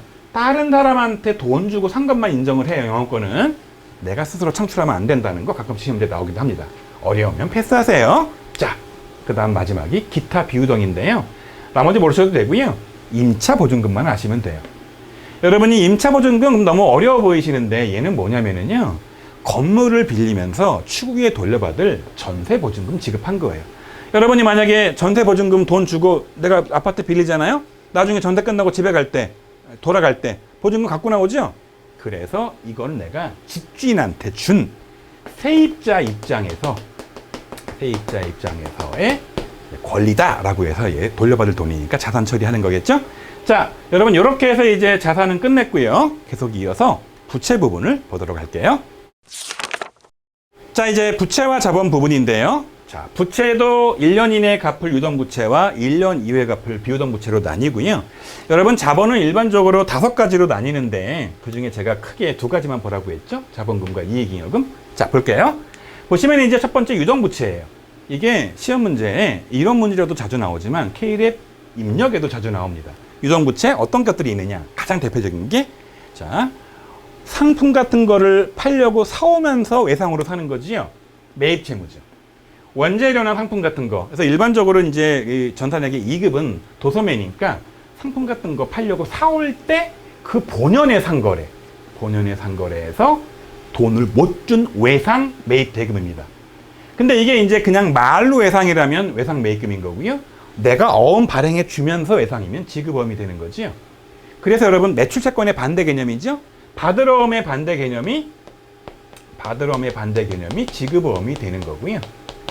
외상 매출금의 반대 개념이 바로 외상 매입금이 되는 거겠죠? 다 상거래입니다. 자, 그 다음에 미지급금은 뭐냐면은요. 자, 미지급금은 상거래 이외의 것들. 자, 그래서 여러분 얘는 마치 이거랑 비슷한 거예요. 미수금의 반대 개념이에요. 기계를 외상으로 사면서 공장에 쓸 거, 건물을 외상으로 사면서 돈을 안 준 거죠. 또는 어음 발행한 거죠. 이게 여러분 구두로 외상이기도 하고 어음 발행 외상이기도 해요. 그럼 어음 발행했잖아요? 그럼 느낌상 어음 발행했으니까 지급어음 같아요. 절대 아니라는 거예요. 상거래 이외이기 때문에 모두 뭐 처리하는 겁니까? 미지급금 처리하는 거죠. 자, 또 하나가 이제 시험 문제 정말 잘 나오는 게 바로 이거예요. 그래서 매입채무와 미지급금의 차이죠. 다시 말하지만 외상은 외상인데 상거래의 외상은 매입채무, 상거래 이외의 외상은 미지급금 처리한다는 거 여러분 조심하기 바랍니다. 다시 말하지만 자, 어음 발행을 하고 미지급이라 하더라도 상거래 이외의 어음 발행이라면 여러분 얘는 미지급금입니다. 자, 여러분 요거 주의하시고요. 자, 그 다음 내용이 바로 유동부채 계속 이어지는 건데요. 선수금이에요. 여러분 선수금은 선급금의 반대예요. 물건을 팔면서 계약금을 내가 미리 받은 거죠. 자, 선수금. 그 다음이 바로 예수금이에요. 미리에 받을 수. 이건 여러분 살짝 암기가 필요한데요. 직원들한테 급여를 지급하면서 직원들이 납부할 국민연금, 건강보험료 같은 것들. 여러분 일반적으로 국민연금과 건강보험료는 반은 직원이 부담하고 반은 회사가 내줘요. 그러니까 직원 월급 주면서 야, 네가 낼 건강보험료, 네가 낼 국민연금 반 내가 미리 뜯는다 라고 해서 받아줬다가 대신 납부해 주는 거죠. 그래서 얘는 일반적으로 자, 급여 지급할 때 발생을 합니다. 그랬다가 다음 달 통상 10일이에요. 누구 대신? 종업원 대신 납부하기 때문에 그때 없애주는 그런 개념으로 가는 거라서 여러분 얘는요. K랩 입력 실무에서 월급날 예수금 잡는 거와 실제 다음 달에 예수금 없애는 거 대신 납부해 주는 거를 같이 공부해서 입력할 줄 아셔야 되는 겁니다. 그 다음 미지급 비용이죠. 월세를 내야 되는 거예요. 관리비 내야 되는 거예요. 전기료 내야 돼요. 못 냈어요. 그럼 여러분 항상 12월 말로 끊지 않습니까? 12월 말로 끊을 때 못 낸 비용을 잡을 때 뭐라고 잡는 거냐? 미지급 비용. 빚을 잡고 다음 연도에 바로 내니까 1년 이내에 유동부채 잡는 거고요. 미지급 세금, 회사가 세금 내야 돼요. 부가가치세나 통상적으로 법인세를 내야 되는데 아직 납부하지 않은 걸 뭐라고 부르는 겁니까? 미지급 세금이라고 이름을 정해 쓰는 거죠. 여러분 그래서 여러분 시험장에서는 K랩 입력하면서 여기서 계정 과목을 갖다가 조회할 수 있지 않습니까? 그래서 실제 정확한 이름이 잘 기억이 안 나면 계정 과목 조회로 들어가서 쭉 입력되어 있는 계정 과목을 보고 확인할 수도 있고요. 분계 입력하면서 단어 검색 가능하잖아요. 여러분 그걸로 어떻게 되는 거냐? 미지급자를 치거나 비용자를 치거나 세금자를 쳐서 한번 조회해 볼 수 있겠죠? 자, 그 다음 선수 수익이에요. 선수. 미리 받은 수익이에요. 무슨 얘기냐? 월세를 미리 받은 거죠. 월세 선수령액. 우리나라 같은 경우에는 월세를 미리 내지 않지만 평택 같은 데 가면 미군들 있잖아요. 미군은 월세를 2년치 선납을 한다고 하네요. 그러니까 미군이 평택의 아파트 같은 데 월세 들어오면서 2년치 월세를 미리 준대요. 그러면 회사 입장에서는 아직 기간이 경과하지 않은 미리 받은 월세가 있거든요. 그래서 시간이 경과하지 않아서 미리 받은 그 월세는 사실은 돈은 받았지만 매출 인식하면 안 되고 미리 받은 빚이나 마찬가지예요. 만약에 중간에 이 세입자가 나간다고 하잖아요. 돌려줘야 되거든요. 그러니까 얘를 유동 부채로 잡는다. 여러분 그렇게 이해하시면 되겠어요. 자, 계속해서 이제 유동부채 어떤 것들이 있나 보도록 할까요? 바로 단기차입금이에요. 단기차입금, 은행 같은 데서 빌린 돈이에요. 누구한테 빌린 돈이에요? 1년 이내에 갚을 거죠. 12월 말 기준으로. 자, 주의할 거 첫 번째, 장기차입금은 여러분 1년 이후에 갚을 거지 않습니까? 똑같은 은행 대출금이라 하더라도 12월 말 기준으로 1년 이내에 갚을 거면 단기차입금, 1년 이후에 갚을 거면 장기차입금으로 해서 비유동부채 처리한다. 여러분 이거 주의하시고요. 하나만 더 보시면요. 바로 당좌차월이에요. 이게 이제 사회생활 해보지 않은 학생분들이 되게 난감한 내용인데요. 이게 뭐냐면 일종의 마이너스 통장이에요. 여러분 마이너스 통장이 뭐냐면요. 은행 가서 약정을 하면 은행 잔고가 없어도 막 인출이 돼요. 대신 통장에 잔고가 마이너스 잔고를 찍혀요. 이거 1년 이내에 갚아야 되거든요. 그래서 은행 잔고 이상 인출에 발생한 차입금으로 일종의 마이너스 통장 잔고인데 이걸 전문용어로 회사는 뭐라고 부르는 거냐? 당좌차월로 부르는 거고 이거는 1년 이내에 곧 갚아야 되니까 회계상 단기차입금에 해당한다 라고 해서 만약에 잔고 이상으로 돈을 뺐어가지고 돈이 마이너스가 생겼다. 그럼 여러분 이거를 대변에 당좌차월로 처리할 수도 있고 단기차입금 처리할 수도 있고 둘 중에 하나를 처리하는 겁니다. 자, 유동성 장기부채 이것도 좀 약간 어려운 개념이에요. 이건 뭐냐면은요 처음에 빌릴 때는 장기로 차입을 한 거예요. 근데 시간이 자꾸 지나면서, 시간이 경과하면서 이제 1년 이내에 상환을 해야 돼요. 갚아야 돼요. 여러분, 그러면 옛날에는 장기 차입금이었지만 이번 연도의 연말에는 6개월 내에 갚아야 되고 1년 이내에 갚아야 되니까, 자, 1년 이내 상환기일이 도래하는 장기 차입금이기 때문에 얘를 유동성 장기부채로 이름을 바꿔주는 겁니다. 어떤 분들은 왜 얘를 단기 차입금을 안 바꾸냐? 라고 물어보는데, 그렇게 하면 안 되는 게요. 단기 차입금은 처음부터 단기로 빌린 거고요. 유동성 장기부채는 처음에는 장기로 빌렸다가 좀 있으면 갚아야 될 걸로 바뀌는 거를 구별해주기 위해서 이렇게 유동성 장기부채로 표현을 하고 있는 거죠. 자, 그 다음 내용이 바로 가수금이에요. 여러분, 얘는 뭐의 반대말이냐면 가지급금의 반대말이에요. 가지급금은 내가 돈을 줬는데 어디에 쓸지 모르는 걸 자산 잡아두는 거지 않습니까? 얘는요, 돈을 받았는데 가로 돈을 받았는데 받을 수, 도대체 이유를 모르겠는 거예요. 그래서 일단은 차변에 현금 들어왔다, 차변에 보통 예금 들어왔다, 그럼 대변에 이유를 모르겠어. 일단 가수금 잡았다가 나중에 원인을 찾아서 없애는 그런 임시 계정인 거죠. 자, 이런 내용들이 주로 많이 유동부채로 나오고요. 자, 추가로 이제 비유동부채를 보도록 할게요.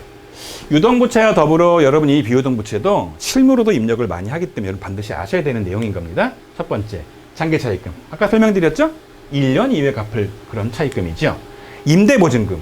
여러분, 요거의 반대말은 바로 임차보증금이에요.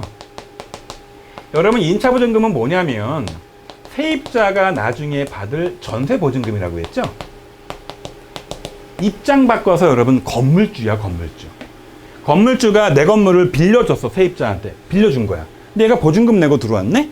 그럼 여러분, 내가 받은 보증금은 내 거예요. 나중에 돌려줘야 돼요. 건물주 입장에서 돌려줘야 되기 때문에 통상 이게 회계기한 기준으로 1년 이후에 돌려줄 거기 때문에, 자, 임대보증금. 이 대자가 빌려줄 대, 내 건물을 빌려주고 받은 보증금이다. 임대보증금. 여기 임차, 차는 빌릴 차, 건물을 빌리면서 돈을 준 돈, 이런 차이가 있는 겁니다. 헷갈리지 마세요. 여러분, 그 임대인, 임차인 기억나시죠? 임차인이 빌린 거고 임대인이 빌려준 거잖아요. 그래서 임대보증금이 건물주 거다. 건물주가 줄 돈이다. 이렇게 이해하시면 됩니다. 사채 되게 어려워요. 전산회계 1급에 나오니까 어차피 여러분 여기서 공부 안 할 수도 있는데요. 이거 모르셔도 합격엔 전 시장이 없어요. 사채가 뭐냐? 이런 종이 쪼가리를 발행합니다.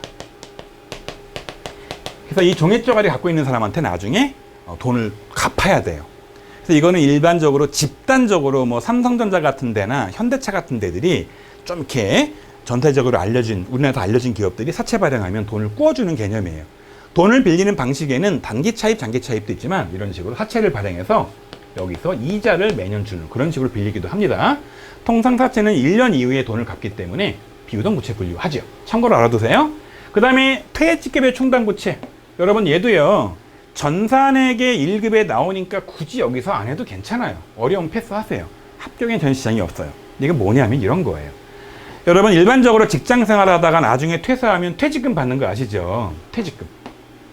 퇴직금은요, 통상 이제 1년 근무하면 한 달치를 주게 되어 있는데, 이 퇴직금은, 자, 나중에 퇴사 시에 지급합니다. 근데 이게 문제가 뭐냐면, 자, 1년마다 퇴직금 지급 의무가 발생을 해요. 그러니까 실제로 돈을 주지 않았지만, 왜? 퇴직을 아직 안 했으니까. 근데 언젠가 이 사람은 퇴직하겠죠. 1년 뒤가 됐든 20년 뒤가 됐든. 그러니까, 자, 올해 발생한 퇴직금을 올해 안 줬지만 앞으로 줘야 되니까 미리 부채로, 미리 줄 빚으로 인식한다. 임직원이 매년 근무함에 따라 발생한 퇴직금인데 통상 1년 이후에 해당 임직원이 퇴사할 때 지급하기 때문에 나중에 줄 빚이다. 비유동부채로 한다. 여러분, 이 정도만 아시면 충분해요. 사채와 충당부채는 여러분 개념만 아시면 충분하죠. 자, 여러분, 이제 수익과 비용으로 한번 넘어가기 전에 자본을 해야 되는데, 여러분, 여기서 또 굉장히 중요한 개념 하나가 나와요. 바로 뭐냐? 수익과 비용의 이연이에요. 이게 되게 어려워요. 그래서 여러분, 이게 실무로도 가끔씩 나오고, 그 다음에 이게 자주 나오는 문제인데, 너무 어렵다. 패스하세요. 이거 틀려도 합격에는 지장이 없습니다. 무슨 내용이냐? 수익이 있고 비용이 있어요. 이건 벌어들인 돈이고, 이건 줄 비용 아닙니까? 쓸 돈 아닙니까? 그런데 수익이 발생을 했어요. 그런데 못 받았어요. 이게 뭐였죠? 수익이 발생했어. 내가 이자를 받아야 돼. 안 받았네? 못 받았네? 그럼 여러분 미수수익을 잡죠. 여러분 얘는 자산입니다. 왜? 아직 받지 않았지만 곧 받을 거니까. 자, 비용 발생했어. 못 줬어. 뭘 잡습니까? 보험료 내야 되는데 못 냈어. 월세 못 냈어. 뭘 잡는다 그랬죠? 미지급 비용 잡죠. 이거 부채입니다. 확실히 발생한 거예요. 여러분 얘는요 이미 발생한 거예요. 발생. 요거 이미 발생했어요. 그런데 이연은 뭐냐? 여기 써 있죠. 아직 미경과예요. 무슨 얘기냐? 자, 수익의 이연과 비용의 이연이란 아직 미경과입니다. 자, 수익이 미경과다, 비용이 미경과다. 무슨 얘기입니까? 자, 수익이 미경과다. 돈은 받았어. 아직 경과가 안 된 거야. 여러분 얘는요 선수 수익입니다. 아까 제가 월세 선수령이라는 말을 썼죠. 미경과예요. 경과 아직 안 한 겁니다. 12월 31일 기준으로 아직 경과 안 해서 여기 게 아니라 여기에 해당하는 거예요. 그럼 이때 기준으로 어떻게 하는 겁니까? 경과 안 했으니까 미리 받은 월세다. 미리 받은 수익, 선수 수익. 얘는 여러분 부채입니다. 또 하나 비용의 이연이다. 내가 돈을 냈어요. 경과가 됐어. 비용 처리해. 경과가 아직 안 됐어. 미경과한 비용 어떻게 처리하게 됐습니까? 미리 준 비용이다. 선급 비용 처리하죠. 자산인 거죠. 여러분 그래서 수익 안에서 이연된 거는 부채이고요. 비용 안에 이연된 건 아직 내 거니까 자산이 되는 겁니다. 요거도 여러분 기억해 두시고요. 어렵다. 그냥 패스하시면 됩니다. 전산회계 1급에서 그때 다시 공부하세요. 자, 이제 자본적으로 가볼게요. 여러분이 자본은요. 개념만 잡으시면 되는데 가끔씩 계산 문제로 나와요. 어렵지 않습니다. 다시 말씀드리지만 여러분 자본금은요. 내가 출자한 돈이에요. 그래서 일반적으로 내가 출자한 돈은 액면금액으로 표시하게 되어 있고요. 여러분이 자본금은 자, 내가 출자한 돈에 주식의 액면금액에 표시하는 거다. 이 정도만 아시면 되고요. 매년 벌어들인 돈을 쌓아놓은 게 뭐가 되는 겁니까? 이익잉여금인데 내년도로 넘어갈 수 있기 때문에 무슨 표현 하는 겁니까? 2월이라는 표현을 쓰는 거지요. 자, 그런데 이 자본금의 변동을 가지고 계산 문제가 나온다는 거예요. 그래서 증감 문제가 나옵니다. 아까 여러분 외상대금 했던 거랑 비슷한 내용인데요. 보시는 것처럼 기초에 출자한 자본금이 있었죠? 당년도에 추가 출자하죠? 내가 돈 쓰려고 인출하죠? 추가로 벌어들였죠. 벌어들인 건 내 돈이거든요. 이게 다 기말 자본금에 들어간다. 여러분 이렇게 이해하시면 되고요. 대표이사가 개인적인 용도로 회사 돈을 뺐잖아요. 그러면 개인적인 용도로 회사 돈을 뺐으면 자본금을 인출한 걸 처리한다. 여러분 이렇게 이해하시고요. 자, 이렇게 해서 여러분 자본적인 내용이 끝났습니다. 그럼 바로 여러분 이어서 수익과 비용 보도록 할까요? 자, 여러분 이제 이론 내용 중에 마지막 내용이죠. 바로 수익과 비용입니다. 먼저 손익계산서 구조인데요. 여러분 제가 저 앞쪽에서 이미 설명드린 내용과 동일한 내용입니다. 매출 시작하죠. 손익계산서는. 그 다음에 매출원가 빼면 매출총이익 나오죠. 그 다음에 거기서 판관비 빼면 영업이익이 나오죠. 여기서 영업수익을 더하고 영업이익을 뺀 다음에 법인세 차감 전 순이익 나온 다음에 법인세 비용을 빼고 나면 단기순이익이 나오죠. 여러분 이런 식으로 자 매출 총이익과 영업이익과 단기순이익에 구분할 줄 아는 내용들이 자주 나옵니다. 따라서 제일 먼저 매출원가 계산부터 가끔씩 시험 문제가 나옵니다. 되게 어려워 보일 수 있는데요. 창고에 내가 기초의 재고를 가지고 있었다. 전산회계 2급은 통상 상품 기준이니까 상품이 기초에 있었다. 창고에. 추가로 더 매입을 했다라고 하면 여러분 요게 판매 가능한 금액인 겁니다. 판매 가능. 그런데 기말에 창고에 가서 안 팔려고 남은 걸 세어봤다는 거죠. 그럼 뭐가 나오겠습니까? 이게 바로 빼고 나면 팔린 금액이니까 매출 원가가 되는 거예요. 한번 이해해 보시고 판단해 보시고요. 요게 종종 계산 문제로 나온다. 이렇게 이해하시면 됩니다. 자, 또 하나가 이제 바로 매출총이익인데요. 요 매출원가를 빼고 나면 매출총이익이 나오는 거죠. 여기서 판관비를 빼는 겁니다. 여러분 이 판관비는요. 실제 회사의 관리와 회사의 영업에 필요한 실제 회사의 운영에 필요한 돈들입니다. 영업에 관련된 것들이죠. 그런데 보시는 것처럼 영업 외 수익과 영업 외 비용은 자 영업과 무관한 겁니다. 따라서 여러분 이 내용은 뭐냐면 이게 판관비냐 영업의 비용이냐 두 개의 차이를 묻는 문제가 많이 나오는데 외우지 마시고요. 관리나 영업을 위해 필요한 것들은 판관비이고요. 그리고 영업이랑 무관한 것들은 다 영업의 비용이다. 여러분 이렇게 이해하시고 이 구조 꼭 기억하시기 바랍니다. 자, 그 다음 내용이 바로 재화의 수익 인식 기준이에요. 수익 인식 기준. 다른 말로 매출을 잡는 기준이 뭐냐는 겁니다. 물건 팔린 매출 잡는 거 아닙니까? 그 물건 팔렸다는 의미가 뭐냐?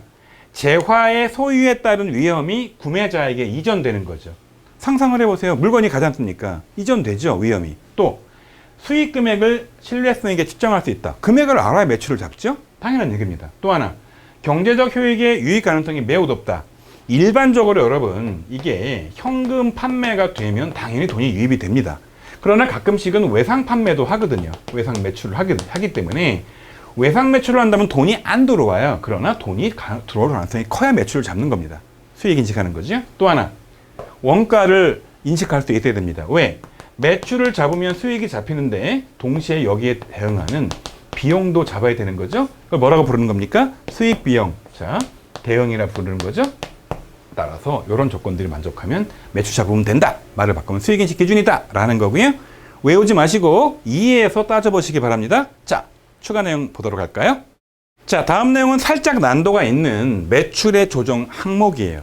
물건 팔았다? 그럼 끝나는 게 아니라는 거예요. 여러분, 이 내용이 가끔씩 계산 문제로도 나오는데 여러분 이게 너무 어렵다라고 하면 그냥 패스해도 2급 합격에 큰 문제는 없습니다. 어떤 내용이냐? 자, 매출 할인이라는 게 있어요. 깎아주는 거란 느낌이 드는 거죠? 또 하나가 매출 환입 및 애누리가 있는 거예요. 자, 할인도 깎아주는 거, 애누리도 깎아주는 건데 깎아주는 원인이 다른 거예요. 자, 외상으로 물건을 내가 팔았단 말이에요. 근데 상대방이 외상 대금을 되게 빨리 갚아주네요. 너무 고마워요. 그래서 매출채권의 조기 회수로 인해서 고맙다고 깎아주면 그게 매출이 할인이 되는 거고요. 애누리는 물건에 하자가 있는 거예요. 물건 팔았는데 물건에 하자가 있어서 좀 깎아줬어. 이렇게 하자로 깎아주는 것들을 애누리라고 표현하는 거고요. 환입은 아예 팔았다가 돌려받는 걸 말하는 거거든요. 이 매출 환입 따로, 원래 애누리 따로인데 전산회계 이 프로그램 K랩은 환입과 애누리를 합쳐서 매출 애누리 및 매출 환입 및 애누리 하나로 쓴다. 그러면 이렇게 이해하시고 두 개 차이를 아시면 되는 건데, 이렇게 매출이 할인되거나 이렇게 매출이 환입이나 애누리가 되면 팔린 게 아닌 거예요. 따라서 이거를 매출한 금액에서 마이너스 차감 처리한다. 그래서 시험 문제에서는 매출 주어지고 매출 할인 주어지고 환입 및 애누리 주어지면 이 두 개를 매출에서 빼서 매출되지 않은 거로 처리한다. 이렇게 이해하시고 푸시면 되는 거죠. 또 하나가 매출원가의 조정 항목이에요. 자, 똑같아요. 매입 할인, 매출 할인의 반대입니다. 내가 물건을 외상으로 샀어요. 돈을 미리 깎아준 거예요. 돈을 미리 갚은 거예요. 상대방이 물건 팔면서 나한테 고맙다고 깎아줬다? 이게 바로 매입 할인이고요. 매입 환출 및 애누리는 샀다가 돌려준 거나 샀다 깎아줬는데, 이 애누리는 하자로 깎아주는 거죠. 물건을 샀단 말이에요. 원가 처리해야 되는데 깎아줬죠, 상대방이. 이 두 개는 다 매출 원가에 넣으면 안 되고 뺀다. 여러분, 이런 개념 가지고 가끔씩 계산까지 나오는 건데, 이 두 가지 항목은 너무 어려우면 패스해도 시험에 당락엔 영향을 미치지 않습니다. 그러나 여러분, 나중에 전산회계 1급을 공부할 분들이라면 이것도 다 공부하는 게 유리합니다. 자, 이제 그 다음 내용입니다. 이제 굉장히 중요한 판관비의 내용이에요. 아까 설명드린 것처럼 이 판관비는 다시 말하지만 영업이나 관리에 필요한 내용들이라 외우지 마시고요. 여기에 이론 문제나 K랩 입력을 자주 나오니까 이해한 걸로 푸시면 되는 겁니다. 급여, 직원들 급여 주는 거죠. 원래 이게 전산회계 1급이라면 제조공장 직원 일하시는 노무자분들, 근로자분 돈 주는 거냐, 영업사원이나 본사 직원 월급 주는 거냐를 따지는 거지만, 일반적으로 여러분 전산회계 2급은 제조기업이 아니라 도소매를 가정하기 때문에 몽땅 다 판관비 처리를 하는 거죠. 잡급 일용직이에요. 알바 비용들, 복리후생비, 제가 좀 잘 나오는 것들 위주로 노란 색깔 표시를 해놨는데요. 임직원의 복지나 회사 부담한 건강보험료 같은 것들은 복리후생비 처리하는 거죠. 자, 또 하나 접대비, 거래처한테 주는 겁니다. 선물, 경조사비 같은 걸로. 선물뿐만 아니라 자, 경조사비를 대신 내주기도 하는 거 다 접대비 처리하는 거죠. 또 하나 일베교통비, 왔다 갔다 교통비입니다. 택시비, 뭐 KTX 비용 이런 것들. 또 하나 세금과 공가, 재산세를 내기도 하고 자동차세 내기도 하고. 재밌는 거는 교통위반 벌칙금 같은 것도 원래는 과태료란 명목으로 쓰면 좋을 수 있긴 하지만 몽땅 다 뭐에 묶어 집어넣는 겁니다.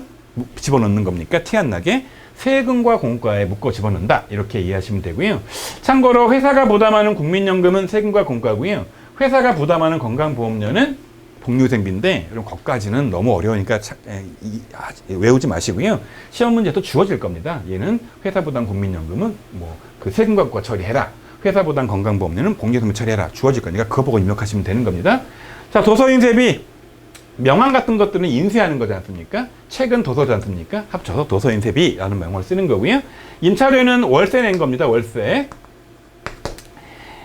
차가 빌릴 차니까 빌리고 준 월세는 임차료다. 대손상가비 설명드렸죠? 감가상각비 설명드렸죠? 교육훈련비, 교육훈련 받고 내는 것들, 차량 유지 관련된 것들을 수수료 비용들, 뭐 인터넷 뱅킹 수수료 이런 것들, 수선비, 운반비 이런 것들을 처리한다. 그럼 다시 말하지만 여러분 이것들은 K랩에서 계정 과목을 조회해서 볼 수 있기 때문에 여러분 시험장 가서 이 이름들이 다 기억이 안 난다. 그럼 입력할 때 내가 손으로 쓰는 게 아니라 불러오게 되어 있지 않습니까? 단어 조회 같은 걸 해서 찾아서 적당한 계정 과목을 쓰면 되겠죠? 자, 이제 여러분 아까 말씀드린 것처럼 영업의 손익이 또 굉장히 중요한 겁니다.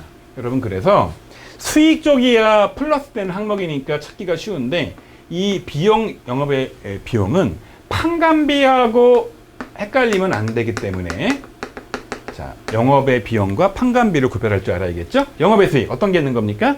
영업이랑 관계없는 겁니다. 은행에 예금이자 받았다?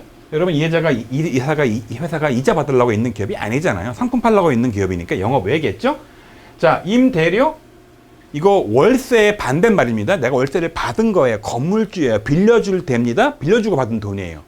여러분 이 회사가 부동산 임대업이 아닌 이상 상품 도소매하는 업체가 월세 받았다? 영업 외인 거죠. 주식? 영업 외인 거죠. 유형자산 처분? 영업 외인 거죠. 외환산? 영업 외인 거죠. 외환차익? 영업 외인 거죠. 자산 소증이익 받았다? 영업 외인 거죠. 채무 면제 받았다? 영업 외인 거죠. 보험 차익 생겼다? 영업 외인 거죠. 참고로 싹 다 뭔지 모르겠다? 잡스러운 이익이다? 잡이익 잡는다. 여러분 잡이익은 뭐냐? 영업의 수익이다. 이거 기억하시고요. 영업의 비용은요. 말 그대로 이자 수익의 반대말이 이자 비용이에요. 여러분 살짝 헷갈릴 수도 있는데 장사하려고 해서 차리려고 차입금 생겨서 이자 준 거 아니냐? 네, 참고로 차입금 없이 장사하는 기업과 비교하기 위해서 이자 비용은 다 영업의 비용 처리한다라는 거고요. 기부했죠?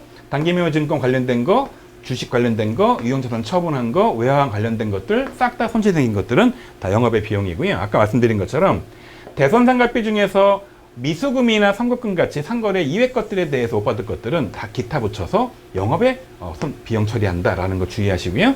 여러분 잡손실이다, 뭔지 모르겠다, 자 몽땅 다 묶어서 영업에 비용 처리한다. 여러분 이렇게 이해하시면 되겠습니다. 여러분 이렇게 해서 자 회계 관련된 이론 내용 마치고요. 실무에 중요한 내용 하나만 더 말씀드릴게요. 자, 이제 마지막 내용입니다. 장부조회죠. 장부조회는 크게 5가지가 있어요. 여러분 K랩 프로그램 틀어놓고 장부조회 쪽을 잘 보시면 5가지가 있는데 첫 번째가 바로 재무상태표입니다. 재무상태표 여러분 조회를 하면 말씀드린 것처럼 여러분 얘는 특정 날짜, 일반적으로 12월 31일자를 보는데 여러분 이 조회 문제에서는 12월 30일만 묻는 게 아니라 뭐 5월 말, 6월 말, 특정 월말을 입력하기 때문에 묻기 때문에 거기다 그 월을 집어넣으면 되는 거죠. 거기에 자산이나 부채나 자본이나 계정 과목 잔액을 조회하는 그런 내용이고요. 예를 들면 5월 말 현재 재고자산이 전기말 대비 얼마나 증가했느냐 두 개를 비교 표시하게 되어 있기 때문에 조회해보면 올해 거랑 작년 거랑 두 개가 나오죠. 두 개 찾아보면 되는 겁니다. 5월 입력해서 재고자산 보면 되겠죠. 또는 뭐 유동자산과 유동부채의 차이가 얼마냐, 비품 장부가액은 얼마냐. 여러분 장부가액이란 건 뭐냐면 취득가액에서 바로 밑에 차감 표시되어 있는 감가상각 누계액을 차감한 금액이기 때문에 이렇게 장부가액이란 말이 나오면 자, 차감한 항목들을 뺀 금액을 묻는 거다라고 그걸 찾아보면 되겠죠? 자, 그럼 그 다음 나오는 게 바로 거래처 원장이에요. 여러분 얘는 되게 쉬워요. 금방 할 수 있습니다. 근데 요거는 살짝 어려울 수 있어요. 여러분 거래처에 관련된 내용들을 묻으면 무조건 거래처 원장을 가시면 되고요. 요게 실무 문제에서 장부 조회 문제로 자주 나옵니다. 거의 2회마다 하나씩 나온다, 매회 나온다 이렇게 이해하시면 되고요. 거래처별 특정 계정 과목에 월말 잔액을 묻습니다. 그래서 6월 말 또는 5월 말 또는 3월 말 이런 식으로 매출처 우진상사다, 매출처 특정 회사 이름이 나오면 외상매출금 잔액이 얼마냐라고 나오면 거기서 거래처 원장을 눌러서 해당하는 월 누르고 거래처 찾아보면 되는 겁니다. 자, 그 다음 내용이 바로 뭐냐면 총계정 원장이에요. 여러분 총계정 원장은 계정별로 그 계정의 그 변동을 알려주는 표가 바로 계정 원장이거든요. 이게 굉장히 출제가 자주 되는 장부조회 문제로요. 주로 이거는요 특정 계정 과목의 월별 자, 증가 감소나 월말 잔액을 보여주는 표입니다. 여러분, 그래서 3월 달에 발생한 접대비 개정 과목의 총액이 얼마냐? 6월 말 현재 보통예금 잔액은 얼마냐? 여러분, 일반적으로 재무상태표에서 보통예금을 찾을 수도 있는데 거기서 못 찾으면 여기 와서 개정 원장에 찾을 수도 있겠죠? 상반기 6개월 중에 복리후생비 지출 중에서 가장 지출이 많은 월과 적은 월의 차이가 뭐냐, 이런 식으로 특정 개정 과목의 월별 금액, 특정 기간의 금액을 찾을 수 있는 내용이 바로 총개정 원장인 겁니다. 자, 두 번째가 바로 월계표예요. 이건 말 그대로 월, 특정 월의 개를 표시하는 거죠. 얘는 특정 개정 과목의 특정 기간에 월개니까 얘는 합계예요, 합계. 다른 말로 총개이기 때문에 총 지출액, 그 중에서도 이게 현금 지출액, 현금인 거 아닌 거 구분하게 돼 있어서 상반기 중 발생한 이자 비용 중 현금 지급액은 얼마냐, 1월부터 3월까지의 상품 매출액은 얼마냐. 자, 1월에서 3월 중에 상품 매출이 가장 많은 월과 가장 적은 월의 차이는 얼마냐, 이런 식으로 자, 개를 월별로 표시하기 때문에 자, 기간을 정하면 1년을 정하면 1월부터 12월까지 금액이 쫙 뜹니다. 거기서 큰 거 작은 거 고를 수 있겠죠. 여러분, 그래서 가장 큰 거, 가장 작은 거, 이런 식 물론 문제는 대부분 다 월의 개, 월계표를 간다는 거죠. 자, 이렇게 세 가지가 자주 잘 나오고요. 마지막으로 계정별 원장까지만 설명을 드리겠습니다. 요건 잘 나오진 않는데 참고로만 알려드릴게요. 계정별 원장이니까 특정 계정 과목에 대한 원장인데, 특정 계정 과목에 얘는 여러분 일별, 월별, 건수 같은 상세까지 조회가 가능합니다. 아까 여러분 이거 말고요, 여기 총계정 원장도 비슷한 금액이 나오는데 이 총계정 원장 말고 이 계정별 원장은 보시는 것처럼 좀 더 상세한 내용이 조회가 가능해서 상반기 중 자산 계정으로 처리된 소모품 구입액 건수는 몇 건이냐, 이런 식으로 건수까지 묻거나 이런 식의 상세한 내용을 보려면 어디로 가는 거다? 보시는 것처럼 계정별 원장으로 간다, 이해하시고요.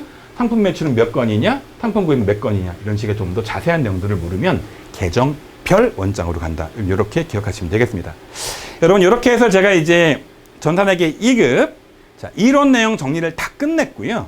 제가 이 강의 이어서 다음번 강의에서는 이론 빈출 문제와 실무 빈출 문제도 촬영되는 대로 위에 업로드 할 테니까요.